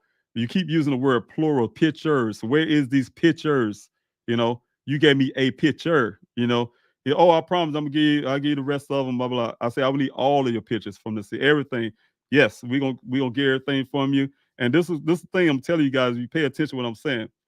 I asked them, I say, well, how you know? I had little notes, asking certain questions. I felt kind of intimidated in some aspect, not really, but it had a whole bunch of officers with guns, and I'm on a black guy with my witness, also Larnell, he was there, with these room full of white men with guns. It didn't feel comfortable. I'll be honest with you. And the thing was, but the whole point is, I was writing everything, had my notes and also my questions. And I say, well, how you know that my son was driving his vehicle? Sergeant Hanneman, Detective Sergeant, reach out and say, well, it's your son's vehicle. It's obvious he was driving it. That's their answer. That's the kind of answer, sarcasm, that goes on. Then I asked them, I say, well, you say you didn't see any blood. Did y'all do any forensic? Don't y'all have like stuff like luminol? I don't know the name. I'm just kind of coming up with the name. I think it's like luminol or something, some kind of stuff or some kind of light y'all can use to see if blood was wiped up or something. That type stuff. They haven't done that. So to make a long story short, I was really angry, and I said, well, I demand you guys do fingerprint. I don't think I can. I'm not a forensics guy. I don't need some fingerprint to show that my son. How you know somebody else? And then I need y'all to do this forensics. Make a long story short, they decided to say, yeah, they'll hold the vehicle a little longer to do fingerprinting or whatever, right? So that's what y'all see this forensics claim that they say they did swabbing. But the funny part about the swabbing as well, here it is, 2023. There's no results back from the swabbing. There's nothing to had compared to. If you really was investigating, you'll be trying to compare it to something. What you swabbing for? Just throw it in a file, a cold case file somewhere in your closet. That's the points I'm making. The thing was, after the meeting, they told me, the Detective Biffin, the Chief Hall gave me in the meeting, they gave me a partial report, unredacted, you guys. I have my reports, you guys in public, of course, is redacted. Mine is not. Unredacted partial report, right? And Chief Hall promised me the full report, and this is exactly how he said it, you guys. He like, look, when Detective Biff finished writing up the report, because they done with the case. When they finish writing up, they're gonna give me the full report, and the final report is the full report. They gave me the full report, unredacted. And to back that up, you guys, they came up on social media, which they delete the post, but we got copies. There's more leads to follow. They're done, basically the case, right? That's where I took it. But when my investigator came along and they gave him that black box data, crash data, they told him in his face, right? It's one part of the thing, it wasn't no hearsay. He told me exactly from hearsay from you guys, but he said, my investigator told me personally that they told him that they weren't investigating. They was done with Daniel K. There were no more leads to follow. They over. So it all went together. That's why they gave everything over. In that meeting, going back again, you guys, on the 22nd, that meeting, we left that meeting. Before I could walk out the door, Detective Biss stopped and said, "Where you parked at?" I told him where I parked. Say, "Just stay right there. I'll be right there." I didn't know what he's doing. He came around with his pickup truck. He had a bunch of evidence bags, and he gave me Daniel's things and evidence bags, right? Threw it in the back of my trunk and went back to my hotel room. And I didn't know what to do with this stuff. But when I got my investigator, right there, I think it was the next day or two, Mr. McGrath came along, joined the board, and I gave it to him exactly how they gave it to him. I ain't touched nothing, opened it up or anything. And then he explained it. He was really puzzled when he got it. He's like, those things is in the evidence bag. I saw the word evidence on the thing, but they have a little thing on it that he told me from police. He's a police officer. He said, "Look, see these boxes right here, because he had these check boxes. One check was for evidence, one is for safekeeping and something else. But they had the safekeeping for safekeeping check." He said, "Know what that means? That means that they feel like, even though they feel like Daniel has some brain injury, the car flip and roll and all this kind of stuff, and he succumbed on a tree or whatever case may be, the story he gave me, they believe he's gonna come back and get his things. Here's his things to his family. He's gonna come back and get it. We're just holding it till he come back. Now you hear, Mr. Robinson, here's your son's things." They were done with Daniel case, you guys. Buckeye Police Department did not ever say anything about investigations. They didn't say nothing about case until they started seeing me on CNN. CNN started knocking on their door. Joy Reid from MSNBC started hitting on their doors. The Red Table Talk started hitting on their doors. Dateline started hitting on their doors. When those things started happening, you guys, all of a sudden now we got this investigation going on. That's when you guys saw which is a good thing. That's when y'all saw the photo op came up. Like I told you, that one I just showed you guys about how the photo op came along, and it was at the well at the mine that's only a few hundred feet, 1,000 feet from the crime scene where the vehicle showed up. If they say they searched that area, that means they searched that before too, right? So while you're there, no, it's a photo op. Why you keep searching the same area again? Because it's a photo op, right? That's the whole thing I'm trying to make you guys. It's ridiculous.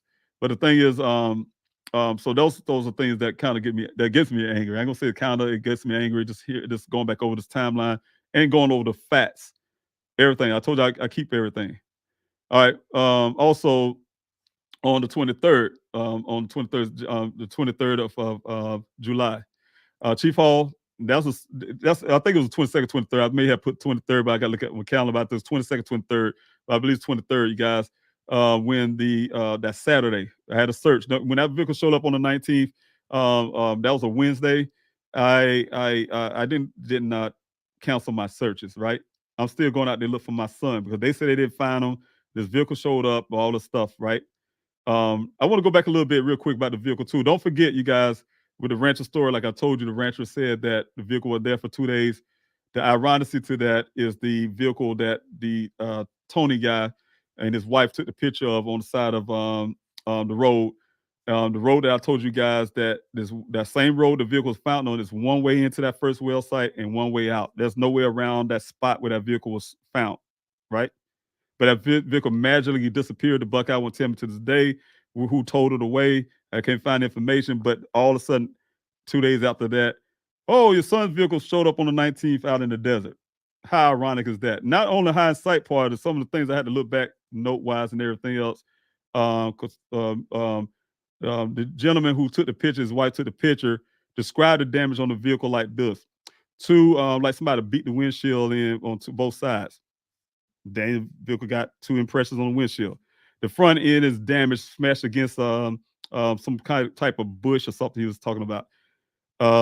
That's exactly what the damage looked like on the vehicle, right? So what I'm saying is the guy was saying some damages that's on my son's vehicle 2 days prior. All this is knowledgeable for the Buckeye Police Department. Those are things that they're rejecting, and you have to reject it on purpose, right? So then it got so it's known things that Buckeye know is what I'm saying, you guys, but they're rejecting it for whatever their purpose is, right? And so the thing is also you have here I am right here on the 23rd, 22nd, 23rd. I want to make sure I got the date right, but it's that Saturday, yeah, guys, after the 19th. I want to get these dates right. I'm gonna look back at the calendar. But the thing is, with that Saturday, so I did not cancel my searches, you guys. A couple of things happened on that search that really puzzled me. My search coordinator at the time, Buckeye resident, he was late. He never was late before.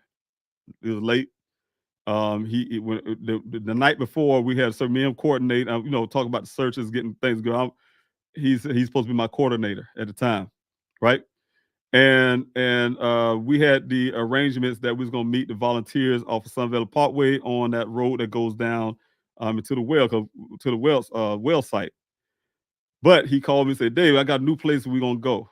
We're like, okay, what is this? This is open area that bunch of cars can go down. I would test it. We're gonna have the volunteers go down there. It's real open. They can park their cars.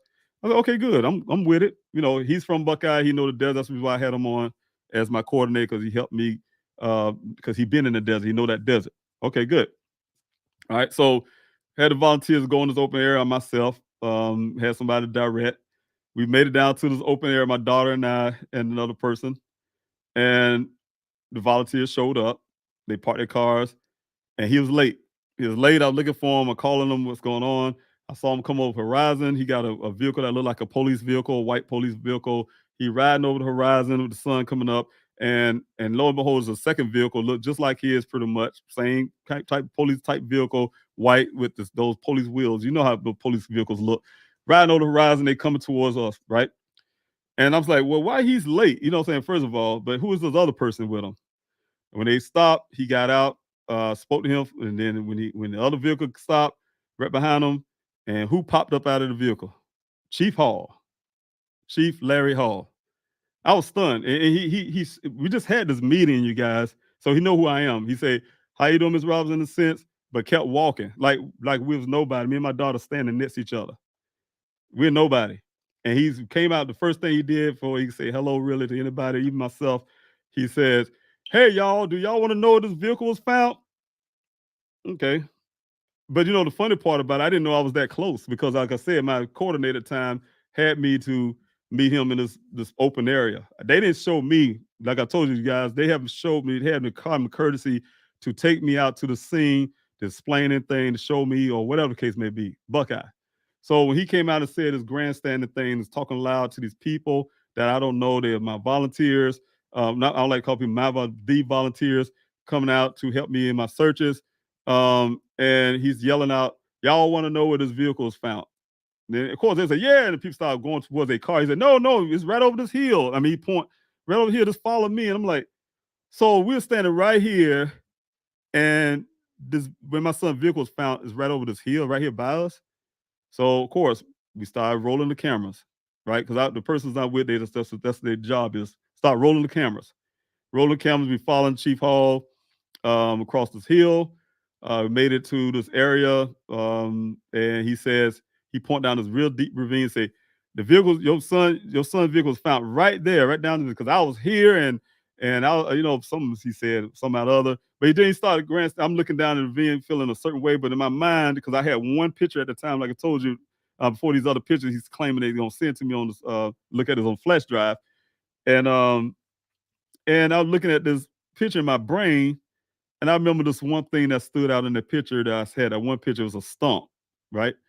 And I didn't see the stump in that I'm gonna see if you guys can see what I'm talking about. I don't know if I got it on this green screen behind me, but it's a stump. I'm gonna see if it's, am I here in the way? I don't know if I can get it. No, I'm probably not here. I think the big picture here, Daniel's in the way, but it's a stump. You guys can look at the original pictures and you see what I'm talking about. But there's a stump there. And I didn't see it, so I was like, but in my mind, it's okay. Well, he's chief, and he know maybe I'm mistaken, right? But then he started grandstanding about the cartels and talking about how the cartels is really bad in the desert, and then he's talking about how they come out at night and drop their drugs on Sun Valley Parkway. They fly these planes. I say planes. Oh, yeah, they got planes. They fly their planes, land on Sun Valley Parkway at night, and they got a way they can, or they can some kind of way they can. Now sometimes they don't even really have to land. Their wheels kind of touch the ground, but drop the drugs and they keep going and go back to Mexico or something. I mean, that's what that story he's given, but he was giving us make a long story. The way he was putting his stories out is that it was like he was saying the cartels did something to Daniel, right? So I'm taking like, oh wow, maybe the cartels got my son, right? But in the meantime, my daughter hit me on my shoulder. Dad, some man want to speak to you. We to go see who this guy was. Lo and behold, it's the rancher. Like I said, you guys, they was on that search right after the vehicle showed up. The rancher showed up, and that's when he started telling me stuff. He had pictures too. He said this the way he made Chief Hall disappear was that as soon as I walked to him, he said, I don't know why. He kind of said in a way so Chief Hall can hear him. I don't know why he's telling y'all those lies and saying the vehicle is down in that ravine. No, it's down here because I was the one that found it. And when he said that, he pointed towards that ravine. I looked down and I saw the glass on the ground, and I was like, wow. And so I looked at Chief Hall. His face was really red. He walked past. He stopped talking immediately. Walked past us.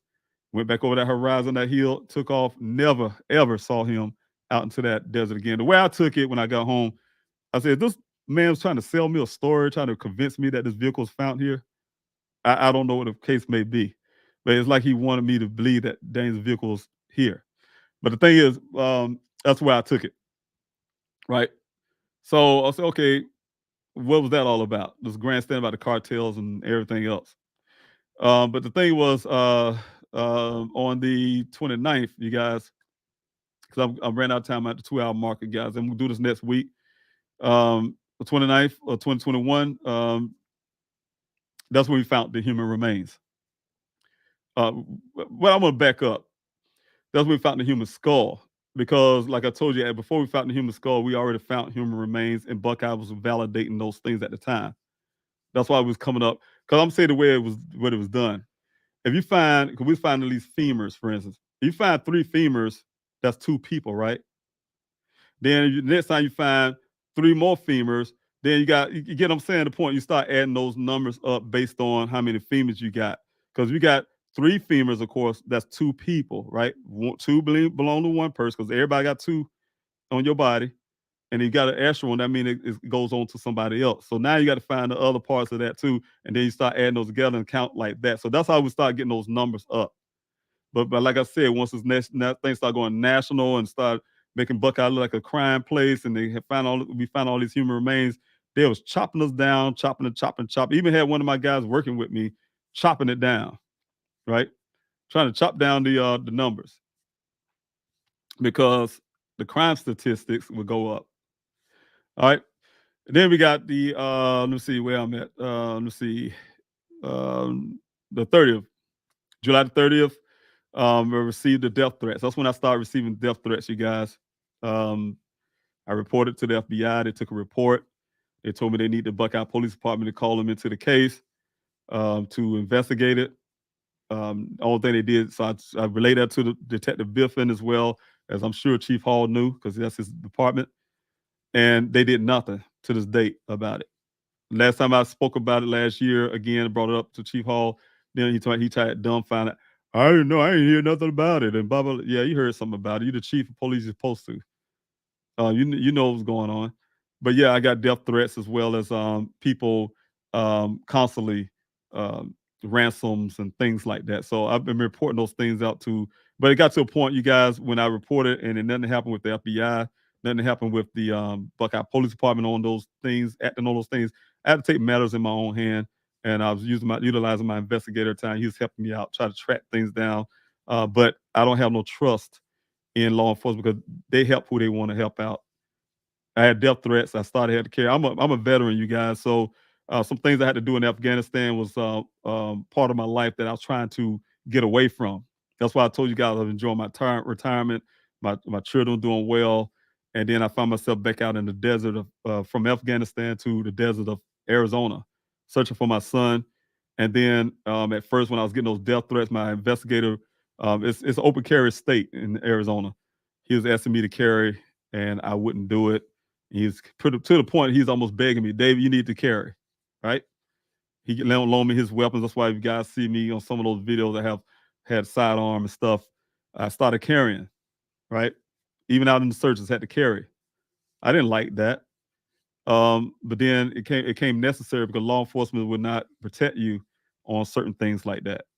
So that's the thing I had to deal with when it came to the Buckeye Police Department as well. So like I was saying, you guys, when I got to the point, the bottom of the closing of this, is that when I asked the Buckeye Police Department to release my son's case, I lost confidence in them. They cannot do nothing else for me and my family. They need to do that.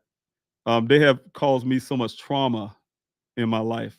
Trauma. When I say trauma, when I had to go back over these timelines and hear things they said to everything they've done, the way they've done it, it's trauma. It's a whole lot of trauma.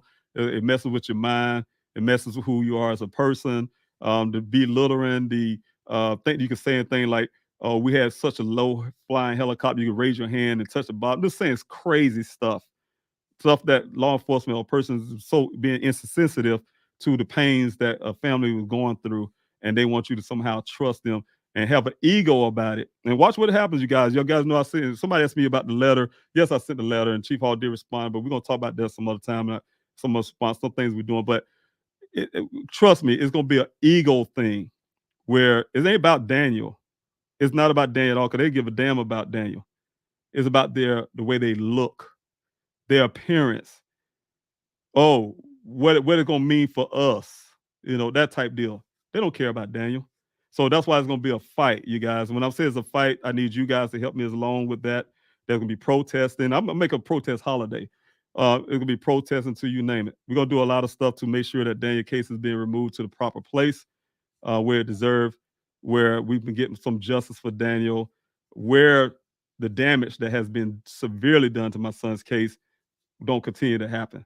Because wherever I can salvage left, I need another department who know what they're doing to come to a conclusion to find out what happened to my son. So again, thank you guys for being here. I'm going to try to get some of your questions, just a little tad of them.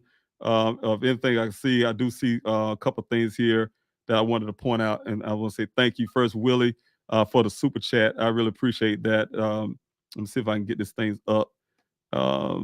That's any question. I'll probably make this a little longer. I suppose I'm at the 2-hour mark. I even hear my dog, you guys, telling me I'm over my 2-hour mark. I know the team probably rolling over right now. Okay, a question here from Raya. If I miss your question, guys, I apologize. I'm going to go through a few of them, and I'm going to get off real quick. Question, are you expanding your search areas? There's no need to search. Like I told you, search expanding. And when I say expanding, unless it's some evidence or some type of in my investigation, something that comes up that caused me to expand it. But right now, the areas that I'm at right now, I only want to cover those small pockets of areas that I was unable to get. So there's also some areas right now that I'm unable to get because of the numbers and the ability of getting those searches done. So it's a little small areas that I do in the future, if need be, we'll be doing that as well. So, but no expansion unless because I'm still investigating, you guys. There's something come up that would warrant me for doing that. Also, Artemis, thank you so much for being here. Thank you so much for the super chat. I really appreciate it. God bless you for that. I think of Daniel often. Just want to show my support from afar, keeping hope alive, and I really appreciate it, Artemis. God bless you. I feel that love, and I thank you. I have a question here from Barry. Thank you so much for the question. And to your knowledge, does Buckeye have the resources to conduct forensic testing on the Jeep? No. They're relying on places like the DPS, Department of Public Safety, as well as Maricopa County. Those are two fields. I'm going to tell you something, you guys. Maricopa County should know better. They've been blessed. It's not theirs. It's taxpayers' money, right? Taxpayer money bought them a state-of-the-art facility. They have a thing called rapid DNA testing. They can rapidly do these DNA stuff. And they have the equipment, they have the technology, they have the resources for that. And that's one of the reasons why I want Daniel Case to go, because they can rapidly do it. DPS have a slower process, it's a state thing, and these things is a little slower, but they have it as well. But Buckeye don't have those things. They're a department that don't have their own. They don't even have their own medical examiner's office. They have to rely on Maricopa County, the county. So no, to answer that question, no, they do not have the facility, the know-how, anything to do forensic work. My son's life is at stake. I don't need my son's case to be in a department that can't handle it and they have to outsource things. No, not my son. They can make it do it for their own child, but not mine. All right. Terry Coombs, thanks so much. I post at least weekly on Facebook. Post at least weekly on FBI Facebook posts. Do you and or your team think this could harm the chances of FBI becoming involved? No, I don't think so. They're glorified police officers too, right? That's where they really are. A lot of them are former police officers, but the FBI is only good as the link. So, but no, definitely if they're actually, they don't care about things like that. If you're really doing your job, like I was telling you guys, it ain't about feelings. But you'll see how Buckeye handled us, because they put their feelings. They probably butt hurt because I don't want them to handle my son's case and asking them, which they can, you guys, and they'll probably go, oh, you just can't swap a case. Yes, you can. Yes, you can. They can ask somebody to come in the case. FBI come in and say, hey, they want to take on this case. They can try to fight. And they're going to say, no, you go ahead and take it. Somebody come in, want to get into that case, that's their jurisdiction. They can relinquish their jurisdiction to anybody. So that's the thing. So they can do that to that case, right? So that's why I'm saying, you guys, one thing for sure, Maricopa County should be able to open their own case. They're reluctant to do that, right? They could do that too, but we're not going that route yet. You know what I'm saying? Just give an opportunity to see if they accept what Buckeye gives them, if Buckeye do the right thing. But they can do it themselves too. He can be, like I told you guys before, Sheriff Zone, he can be the mighty sheriff to come in and save the day, right? He can do that. But one of the things is that I'm sure, considering he's an elected official and he's worried about some of those things. So I would think that, but I'm not worried about those things because, this is my son at a life estate. So I just want to say this real quick while I'm still got this up.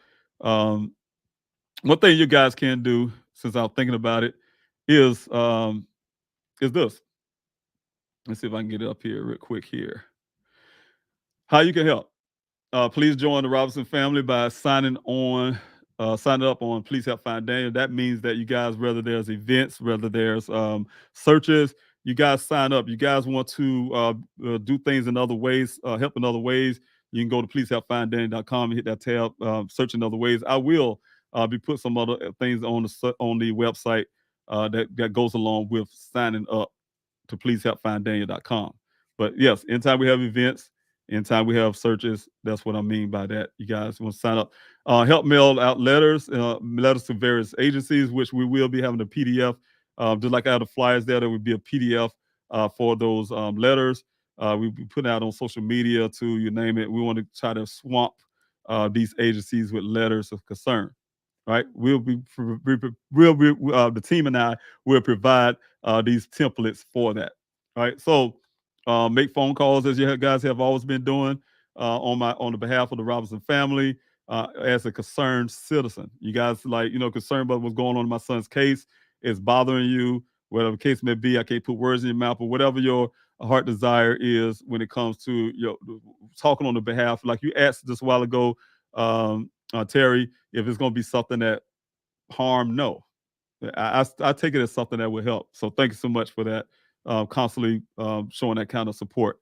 Also, if you haven't already, sign that petition, because I will be utilizing that a lot. We got protests still coming up. Maricopa County, we had some dealing with, but there's some talks that we had that some things weren't completed, but that's another story. But the thing is, protest is still in the works, you guys. So some of those things is where I'm saying the petition will come in handy. We need more people. Get your neighbors and your friends to put their voice there.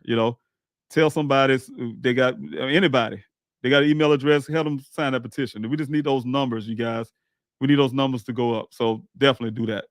Also, continue to request flyers and join the investor program, or you can print those flyers out from pleasehelpfinddaniel.com. But I need to constantly get Daniel's story out here. We cannot allow law enforcement to force Daniel's case to become a cold case.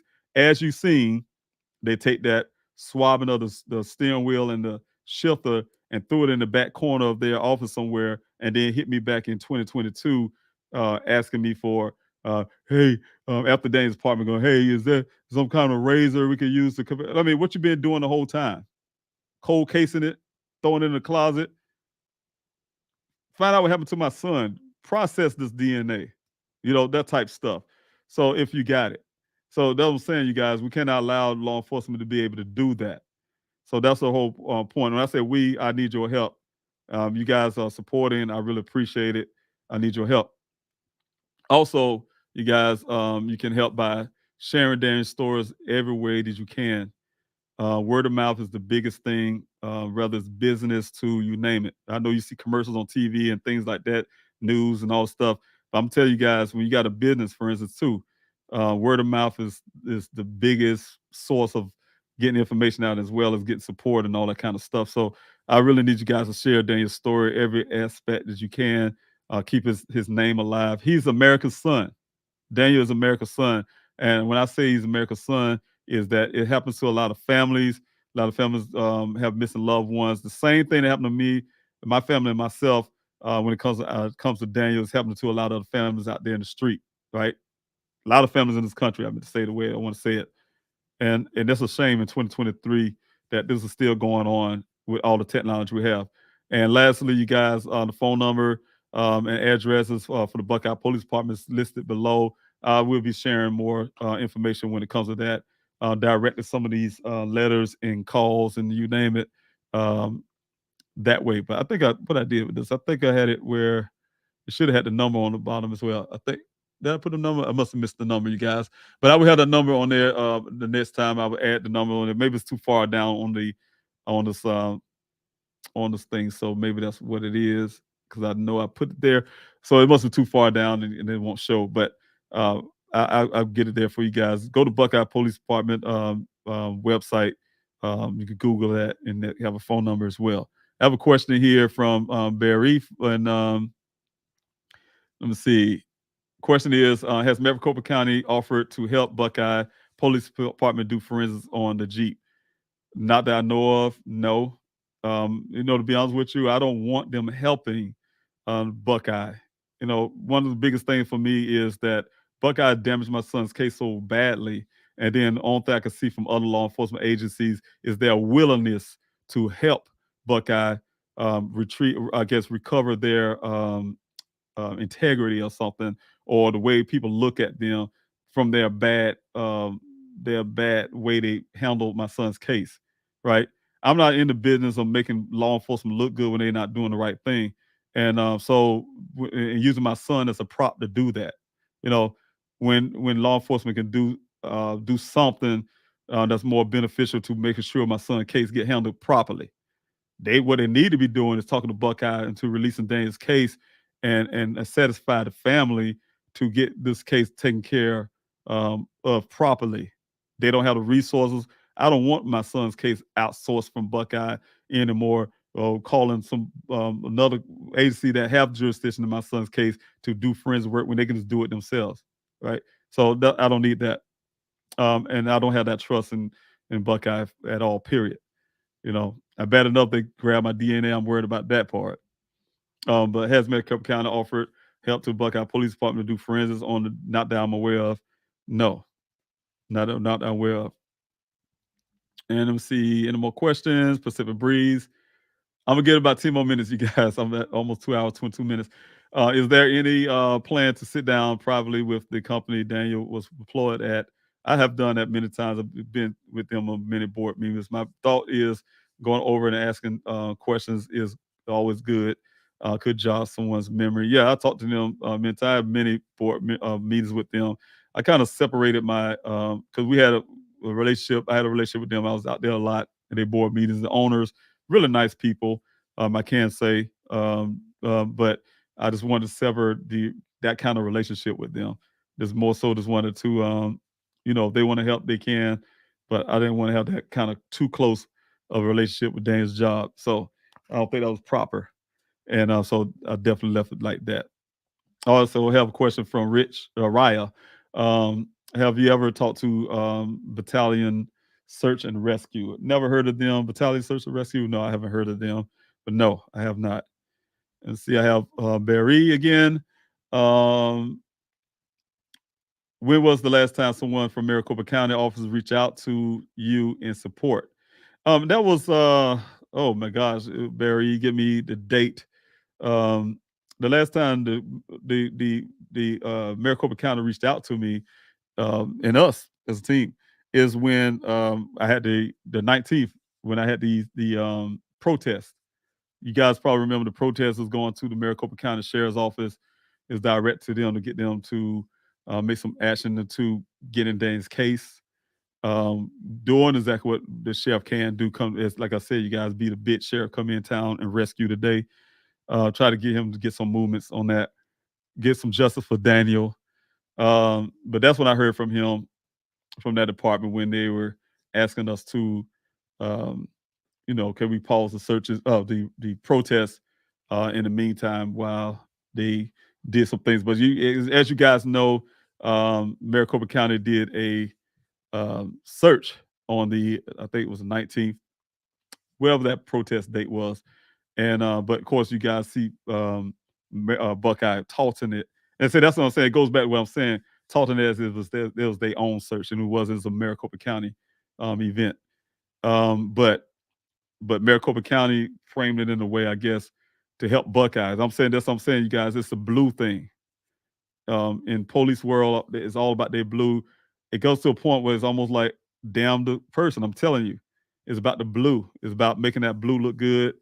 And they don't feel bad about Buckeye put on social media. Yeah, we did a search and y'all didn't do nothing. You don't have what y'all sent 2 officers out there and the rest was Maricopa County. They don't have the resource. They had to rely on other agencies, you guys. And so no, they did not do no search. Maricopa County did the search. We know that, what I'm saying? So I will put out the information. Unless you ask me that, Barry, I wouldn't tell you the details of that part. But and you know the details already. All right, let me see here. Willie, has Roger ever reached out to you in any capacity at all?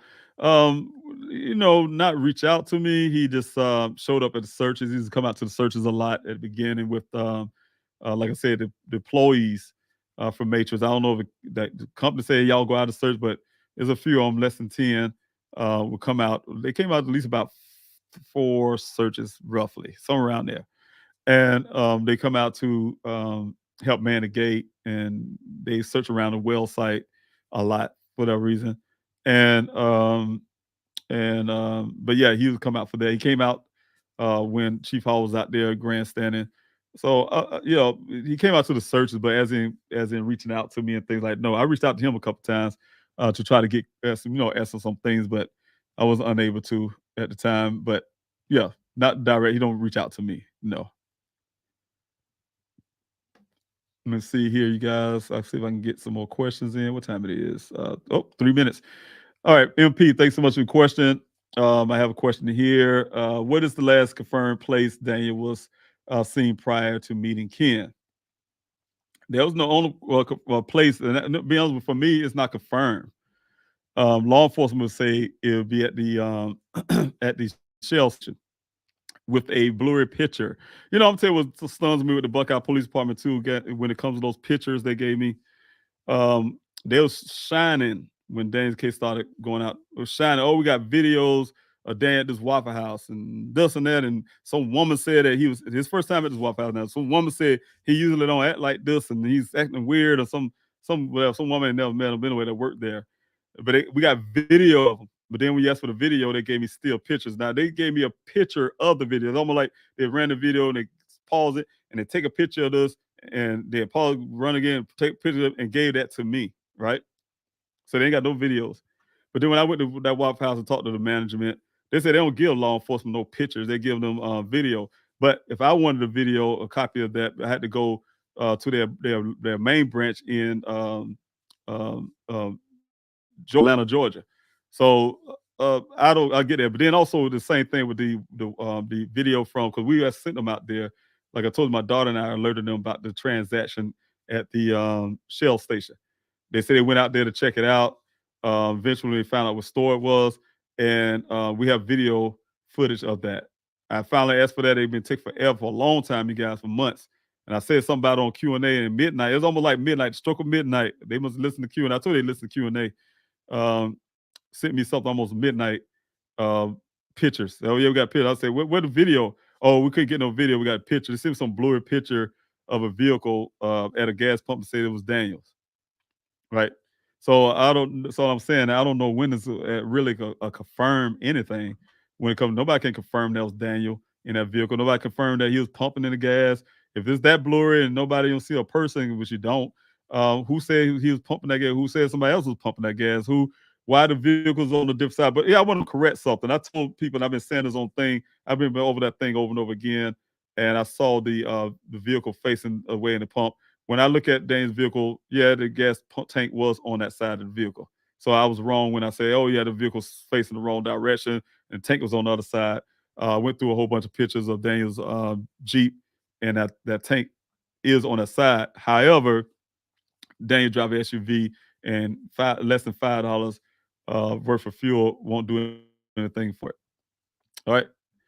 All right. So, Country Girl. Who from Matrix give Daniel his work assignments and how much in advance? I don't know who exactly, but I think well, I won't say their names, but I don't know who actually does it, but I just know he get it on his laptop, his work laptop. Also, thank you, Barry, for that question. What time did Roger from Matrix knock on down Daniel's sister's door? She told me it was rough around 3:00. It was rough around 3:00 that evening in Arizona. So let me see here. You got another one. Okay. Has it been verified that that was in fact Roger at your daughter's door? Has she met him before? No, she haven't, but where I know she confirmed that, because when we went out to the search and he showed up at the searches, she said something to him, said something that was him. Then she pointed him out. So that's how I knew he was too at the same time. So yeah, she did remember his face. But as in really knowing him and things like that, no, that was supposed to be Daniel's friend. So yes, so she did confirm that was him at the door. Have you ever reached out to the Uconnect service yourself? Yes, I have, to see if there is any historical data saved involving Daniel's Jeep. Now, I didn't. When I say went to them myself, I tried my best to, because from the information that they put in the police report, I told you I have an unredacted version of that report. The information, the login information, all that stuff. I did what the officer did, and that stuff been taken out off of that. So, as in talking to Uconnect myself, no, I have not done that.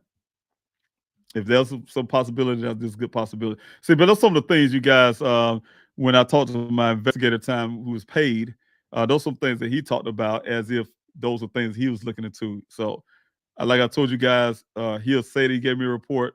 I got a certain kind of report, like I said, the vehicle that shows the data information. But when it comes to what he did and things and who he talked to and what they said and blah, blah, blah, I don't have no report. He never gave me a report. So before he quit. So I don't have those things.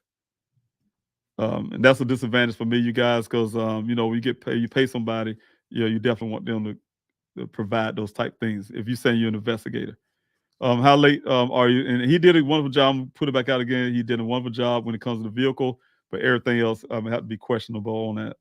How late are you? How late are you sure Daniel did Instacart the night before he went missing? Thank you, Willie, for the question.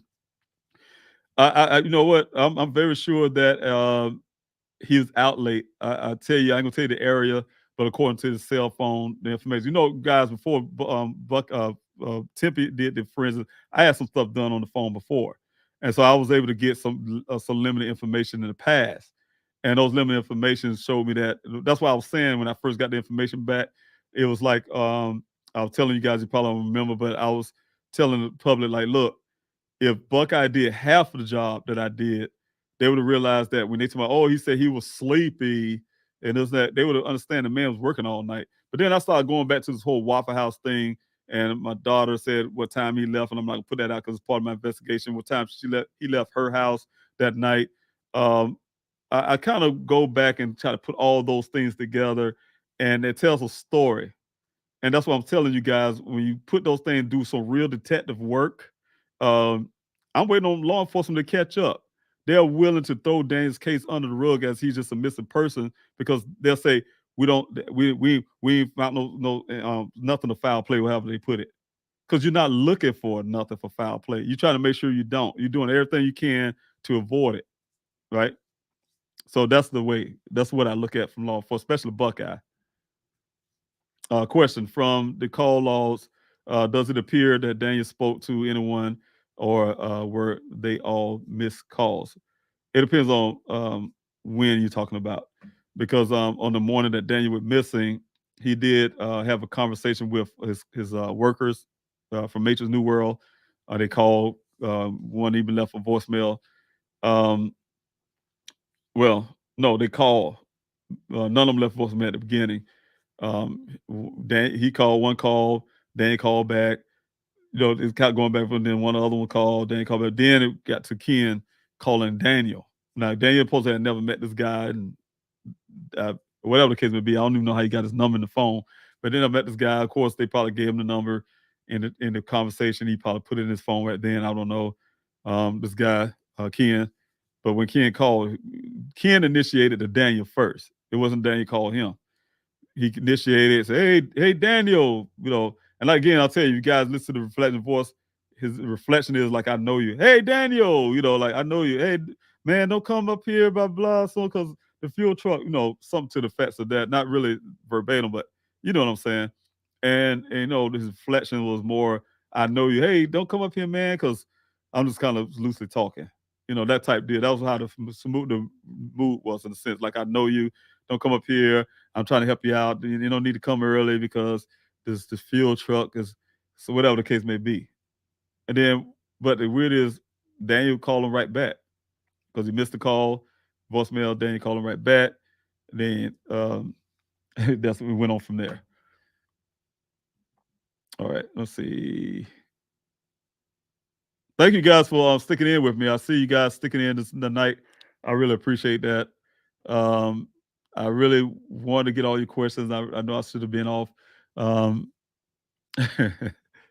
Was Roger or Ken ever confronted about leading you in the wrong to the website? Well, no, Ken didn't lead me to the wrong website. It was Roger. Roger and Dane's boss. They led me in the wrong website because Ken, his story, I'd say like that, led me to the right website. If you listen to his story, if law enforcement listen to his story, they would have realized that 2-mile mark is that second website. So if you go about his story, yes, he's the only one there with Daniel. Daniel coworkers isn't supposed to be there, so maybe they don't know where the website is located, but they should because they sending their employee out to meet somebody out there. I don't know if they didn't know where it was at exactly, and that's what he's going to say. Hey, you probably have to contact this guy, tell him so he can tell you how to get there, or what the case may be. But anyway, I'm curious to know what they would say. The fact that he went to Daniel's sister's place asking if she knew where he was, that is very weird to me, unless that's something he would normally do. No, he never been. My daughter don't know him. Never been there before. Well, to her, but he say he have with Daniel in the parking lot. Well, I guess never been to her door, but yeah, that's one of the things they went in, and he went there to look for Daniel, and that's his story. to see if Daniel was there. My daughter thought it was strange, and she called me. I'm sure it freaked her out. Just like you said. Captain Boston, thanks so much. David, do you have have access to a drone that could search with that you could search with? Yes, finally, you guys. I've been trying for weeks and weeks because I was trying to utilize the money a certain way, and I needed drones really bad. That's why I was asking you guys for help trying to get drones. But the drones I really needed, but I was able to get a certain type drone just to do for the search. So yeah, I was able to utilize that. But definitely, people come out there with drones all the time. But the kind of drones I need that law enforcement have, especially, it costs a lot, $6,000 or more. Um, I couldn't get those out there. So those ones that can help with the software you can add to look for some disturbances in the ground and all kind of stuff that would have helped us at the time if somebody was trying to bury something or what the case may be. Sorry, I don't know how drones works. Yeah, it depends on what type of drone you have, and they all have capabilities that others may not. So, and the ones I needed at the time had certain capabilities that I was never able to get out there, even with those people who bring their own drones, which I'm grateful for because we got a lot accomplished with that. Just that not with technology that I needed. As a pilot who has worked with the CAP, do you know if any search was visual or with the aid of imaging? Yes, there were. Like I said, we used drone as well as I had chartered a helicopter before. We had volunteers with their own plane that came out to do some imaging as well. And excuse me. And yes, so we had recorded a lot with imaging. One pass can get a lot of data. Yes, and we was able to use an airplane in one search. I don't know if we charted that one or not. I can't remember, but this one, I think we charted that one with my investigator. But that's when we found these clothing items. See, a lot of things you guys don't even hear in the report that our searchers found. Of course, Buckeye, I don't want to get. I told you they're gonna put that because that will raise up this crime statistics that they've been doing false reports on before in the past. We found a grown man's. The way they described Daniel, this clothing on the ground, allegedly the clothing that belongs to Daniel. They said everything on his body was in a pile. If a person with a brain injury, they bleed and got in a wreck, you think they're gonna take their time and put something in a pile when they take clothes out of them, put it in a pile. You just slinging it all over the place. You hot, you slinging it all over the place. They would have found a sock over here, a shirt over there, a pants over here. You get what I'm saying, you guys? That don't even make sense. Like he was taking the clothes off and just put in the pile and pull my pants off inside out, put that on the pile. Let me take my underwear off too. Put that in the pile. Like really? Really? But anyway, we found some clothing like that on the ground near the well site, you guys. We know it wasn't Daniel's. It was some pair of jeans because it was a bigger person, a person at least he got to be about 200 pounds, 300 pounds guy. And the shirts are big, the underwear, same thing in the pile. We turned those things over to Buckeye, never hear nothing else about it. We turned those remains over for the human skull found.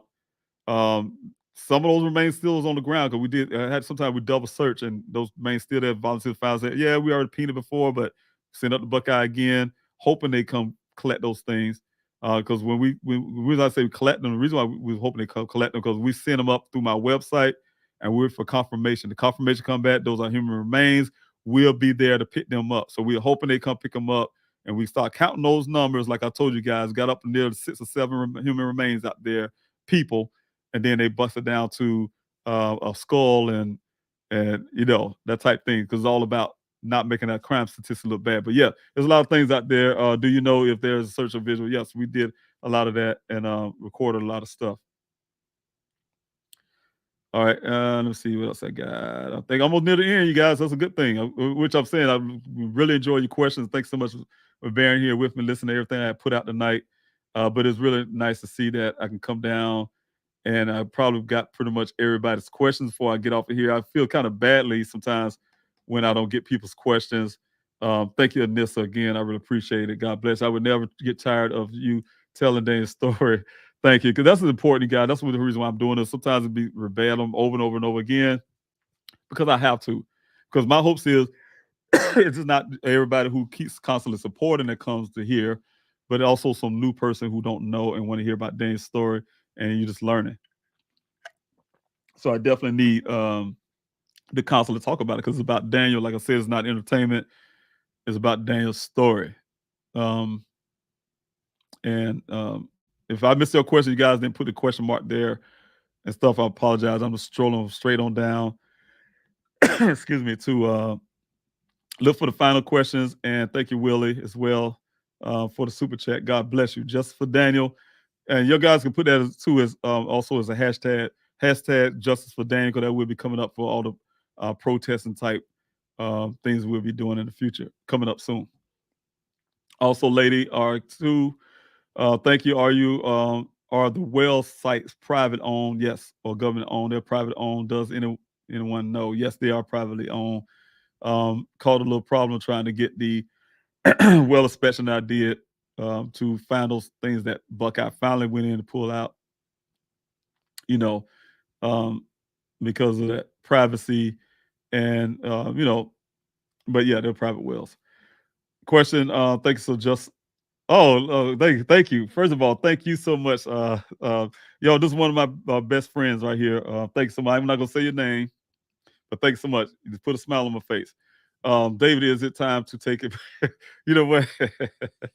Okay. David, is it time to take a break and let your soul rest today? All right. I love you too. All right. All right, you guys. Oh, you caught me all surprised on that one. Okay. You know you're gonna hear something from me after this one.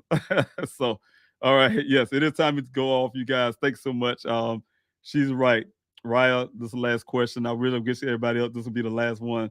But everybody else who have questions, I apologize. Please bring them on your next Q&A. We'd like to answer those. We'll be doing this again. I'll be adding to this what we did tonight, and I'll keep going. So if you guys want to hear the rest of it, come to the next Q&A. I will be doing the morning one. Hopefully, if I don't, I'll let you know ahead of time. The morning and the evening, so I'll be doubling it up and be able to talk about the timeline, right? So the last question is, what do you think happened to Daniel? I don't know exactly what happened to my son, but I do know my son did not decide to just join a monastery and become a monk because he wanted to be away from his family. I do not believe that my son did all of this stuff, right? Like he's some type of mastermind just to leave life as it is. I don't believe that my son rode around for 30 days and then decided to wreck his vehicle inside a ravine. What I do believe that happened to my son is foul play. A matter of fact, I really feel that strongly. But what foul play really means to me, I do not know what that means. I don't know if somebody's holding him hostage. I don't know if he's in a cartel situation like Chief Hall pointed out or something, or something else, or he's, God forbid, deceased. Excuse me. But I do know that some form of foul play happened. There's too much evidence there to suggest otherwise. Daniel did not put that vehicle in that ravine himself. I do know that. I do know the vehicle wasn't there for almost 30 days. I do know that. Evidence is there. There's evidence of foul play. I have Chief Hall. He constantly try to play word games and mind games, a Jedi mind trick or whatever I guess you want to call it, and says if you have something that shows foul play, show us or whatever. Basically, I guess you can say something to the effects of that, right? We did. My investigator gave him everything we had. We was reluctant to do it. We wanted to go to FBI over it because we strongly knew with the evidence, the hard physical evidence, that vehicle staged there, right? It was put there. And, so he have all the information there, plus some other things as well. They have all the information, but they're refusing to accept it. So when he says that in a cynical way, because when you received it, you rejected it. They rejected it so much, you guys, they went and hired their own private investigator who's an accident reconstructionist too. My accident reconstructionist investigator gave them all hard physical evidence, read the data on the black spot information that they gave him, the crash data that they gave him when they told him they weren't investigating. Told him that. He would turn around, read it to him went through the streams of getting the infotainment system pulled out of there, sent to California for analysis, got an over 800-page report or so, and came back with the time and date, the date that the vehicle was first crashed to the 11 additional mile they were trying into the 46 initial cycle. They want you to believe, Chief Hall, that Daniel said in this vehicle is right here, guys. Look at this vehicle with your mind. Like I told you at the beginning of this Q&A, God gave us everybody this one thing. It's called CS, common sense, right? But Chief Hall wants you to ignore your basic common sense that a human has and say that Daniel was sitting in this vehicle, cranking that vehicle for 46 times. For what reason? Sitting in the driver's seat, cranking it up, pressing the gas brake pedal to crank this vehicle 46 times while I was lying on the side like that. Because of 46 after the crash, right? So I'm saying they went through the streams to rebut, in my opinion, the findings that the hard physical evidence of foul play. They don't want to accept that. They don't want to accept the wretched story that it wasn't there. They don't even want to accept their own searches that it wasn't there. They say they searched in this area. They'll say, "Oh, it was so thick and lush. The trees, there's no thick and lush. The bush, the shrubbery right here in this picture, you guys come up to my waistline, and it's so open right there. You can't miss that in the air. You look at their drone footage. I'm gonna put on here on the Q&A for you guys. The only footage they got out there from the air, it's clear. They sitting high. I really love the way they took the videos. You cannot miss this vehicle. It ain't no thick and lush and all those lies they're talking about. They rejected it to the fact that they got their own investigator who had never seen Daniel's vehicle with his own eyes, never touched it, never tasted, smell it, or whatever you want to call it. Nothing. Made a full report on something he never seen, you guys. Never examined himself. From a third, you know what? Let me use an example. From a third-party picture, he's using pictures to say that he's doing a analysis on my son's vehicle. That's some disrespectful, dirty stuff. You know, I don't go half-ass on my son. First of all, the other part is I use an example. I put some pictures up, you guys, and I'm not putting no shame on nobody. I hope you don't feel bad about this. But I put some pictures up on social media I don't know if I know. Matter of fact, I didn't do that. My investigator did. 'Cause I was really angry about that because he put some pictures up that shouldn't be out on social media. But this picture came back to me. That's what I'm saying, from this person. He put it up. He said, "Oh, I know where this red transfer plate came from." No, he didn't. No. I'll take it back. He said, "No, I don't think this is the same vehicle in this picture because on this picture right here, you see the red transfer paint, but on this picture you don't. When you look at the picture at the same angles in a sense, but this picture said it ain't there, so they used two different vehicles. No, it was the angle of the camera because the red transfer paint is sitting behind the fold.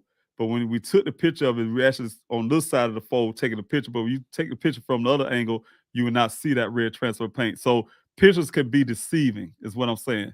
So their whole investigation on my son's vehicle from this so-called national expert, he said on CNN, is relying on pictures that could be deceiving, right? So I'm saying, you guys, when y'all look at a report and you see them saying, yeah, they say they had a national expert look at a picture. Damn that. Law enforcement write anything on paper don't mean the reality is true. I mean, they have some national experts, whatever, but he did a half-ass job. He ought to be ashamed of himself. He's such a national person and supposed to be so good. He know better than that. It almost appeared that, in my opinion, he was paid to say whatever about, because the man even went to a dealership, you guys. If you're really interested in finding out about this 11 additional miles, you don't go to no dealership and talk to some worker at a dealership. You go to the manufacturer. You reach out to them. You got the resources to do that. If you're an expert, a national one at that, you got resources to reach out to the manufacturers. And I guarantee you, no reason why they didn't go to the manufacturer, because I tried it. And they said they don't have no, the way they responded to me was, we don't have no recall on that. And they know that's exactly what the manufacturer said. No, it matches to the T. This is our vehicle. Our engineers got this right. It's nothing that match that those two things are going to match up every time, because this is our vehicle. We created this vehicle. We have no recall on this vehicle. it matches up. They don't want to hear that. So I'm sure they probably talked about 5 or 6 people at that dealership and one say, yeah, I think so. Yeah, sometimes they just don't match up. I've been doing mechanic for 1,800 years. And sometimes this, and they're like, yep, they said it. Let's put this in the report. The dealership said that this thing don't match up. Bingo, we got what we want. Rebut that dang on hard evidence they think they got. The facts of the matter, the hard evidence was showing that something ain't right. Right. So that's the way I look at Buckeyes, the way they do their job and the way they're trying to handle my son's case that's causing my son to constantly be still missing to this day. He's still missing because of the work of the Buckeye Police Department. So that's what I'm saying, you guys. Thanks so much, you guys. I really appreciate it. I wish I could get the rest of your questions. God bless you. I do need to get off. Thank you. Thank you. I'm about to say your name, but thanks so much for putting on there. I know my team is already saying the same. So thank you, guys. Oh, one thing lastly I'm going to put up, and I know I'm talking too much, but I want to put this up for you guys because I have to. This is National Multiple Sclerosis Month, and I want you guys to never leave a fallen person who have to fight this all the time. So, you know, a lot of families out there, a lot of people out there, a lot of families out there dealing with their loved ones who's going through this. They had to fight this battle every day. I know 2 people individually that is going through this fight. I'm fighting with them as well. But you know what? When I say fighting with them, I'm supporting them. And I want you guys to support them as well. So don't forget, this is Multiple Sclerosis Month. And if you guys can share information to make people aware about this thing that people have to fight every day. So again, thank you guys for joining me in the Q&A. Dave Robinson, Father Geologist Daniel C. Robinson. I'll talk to you next time.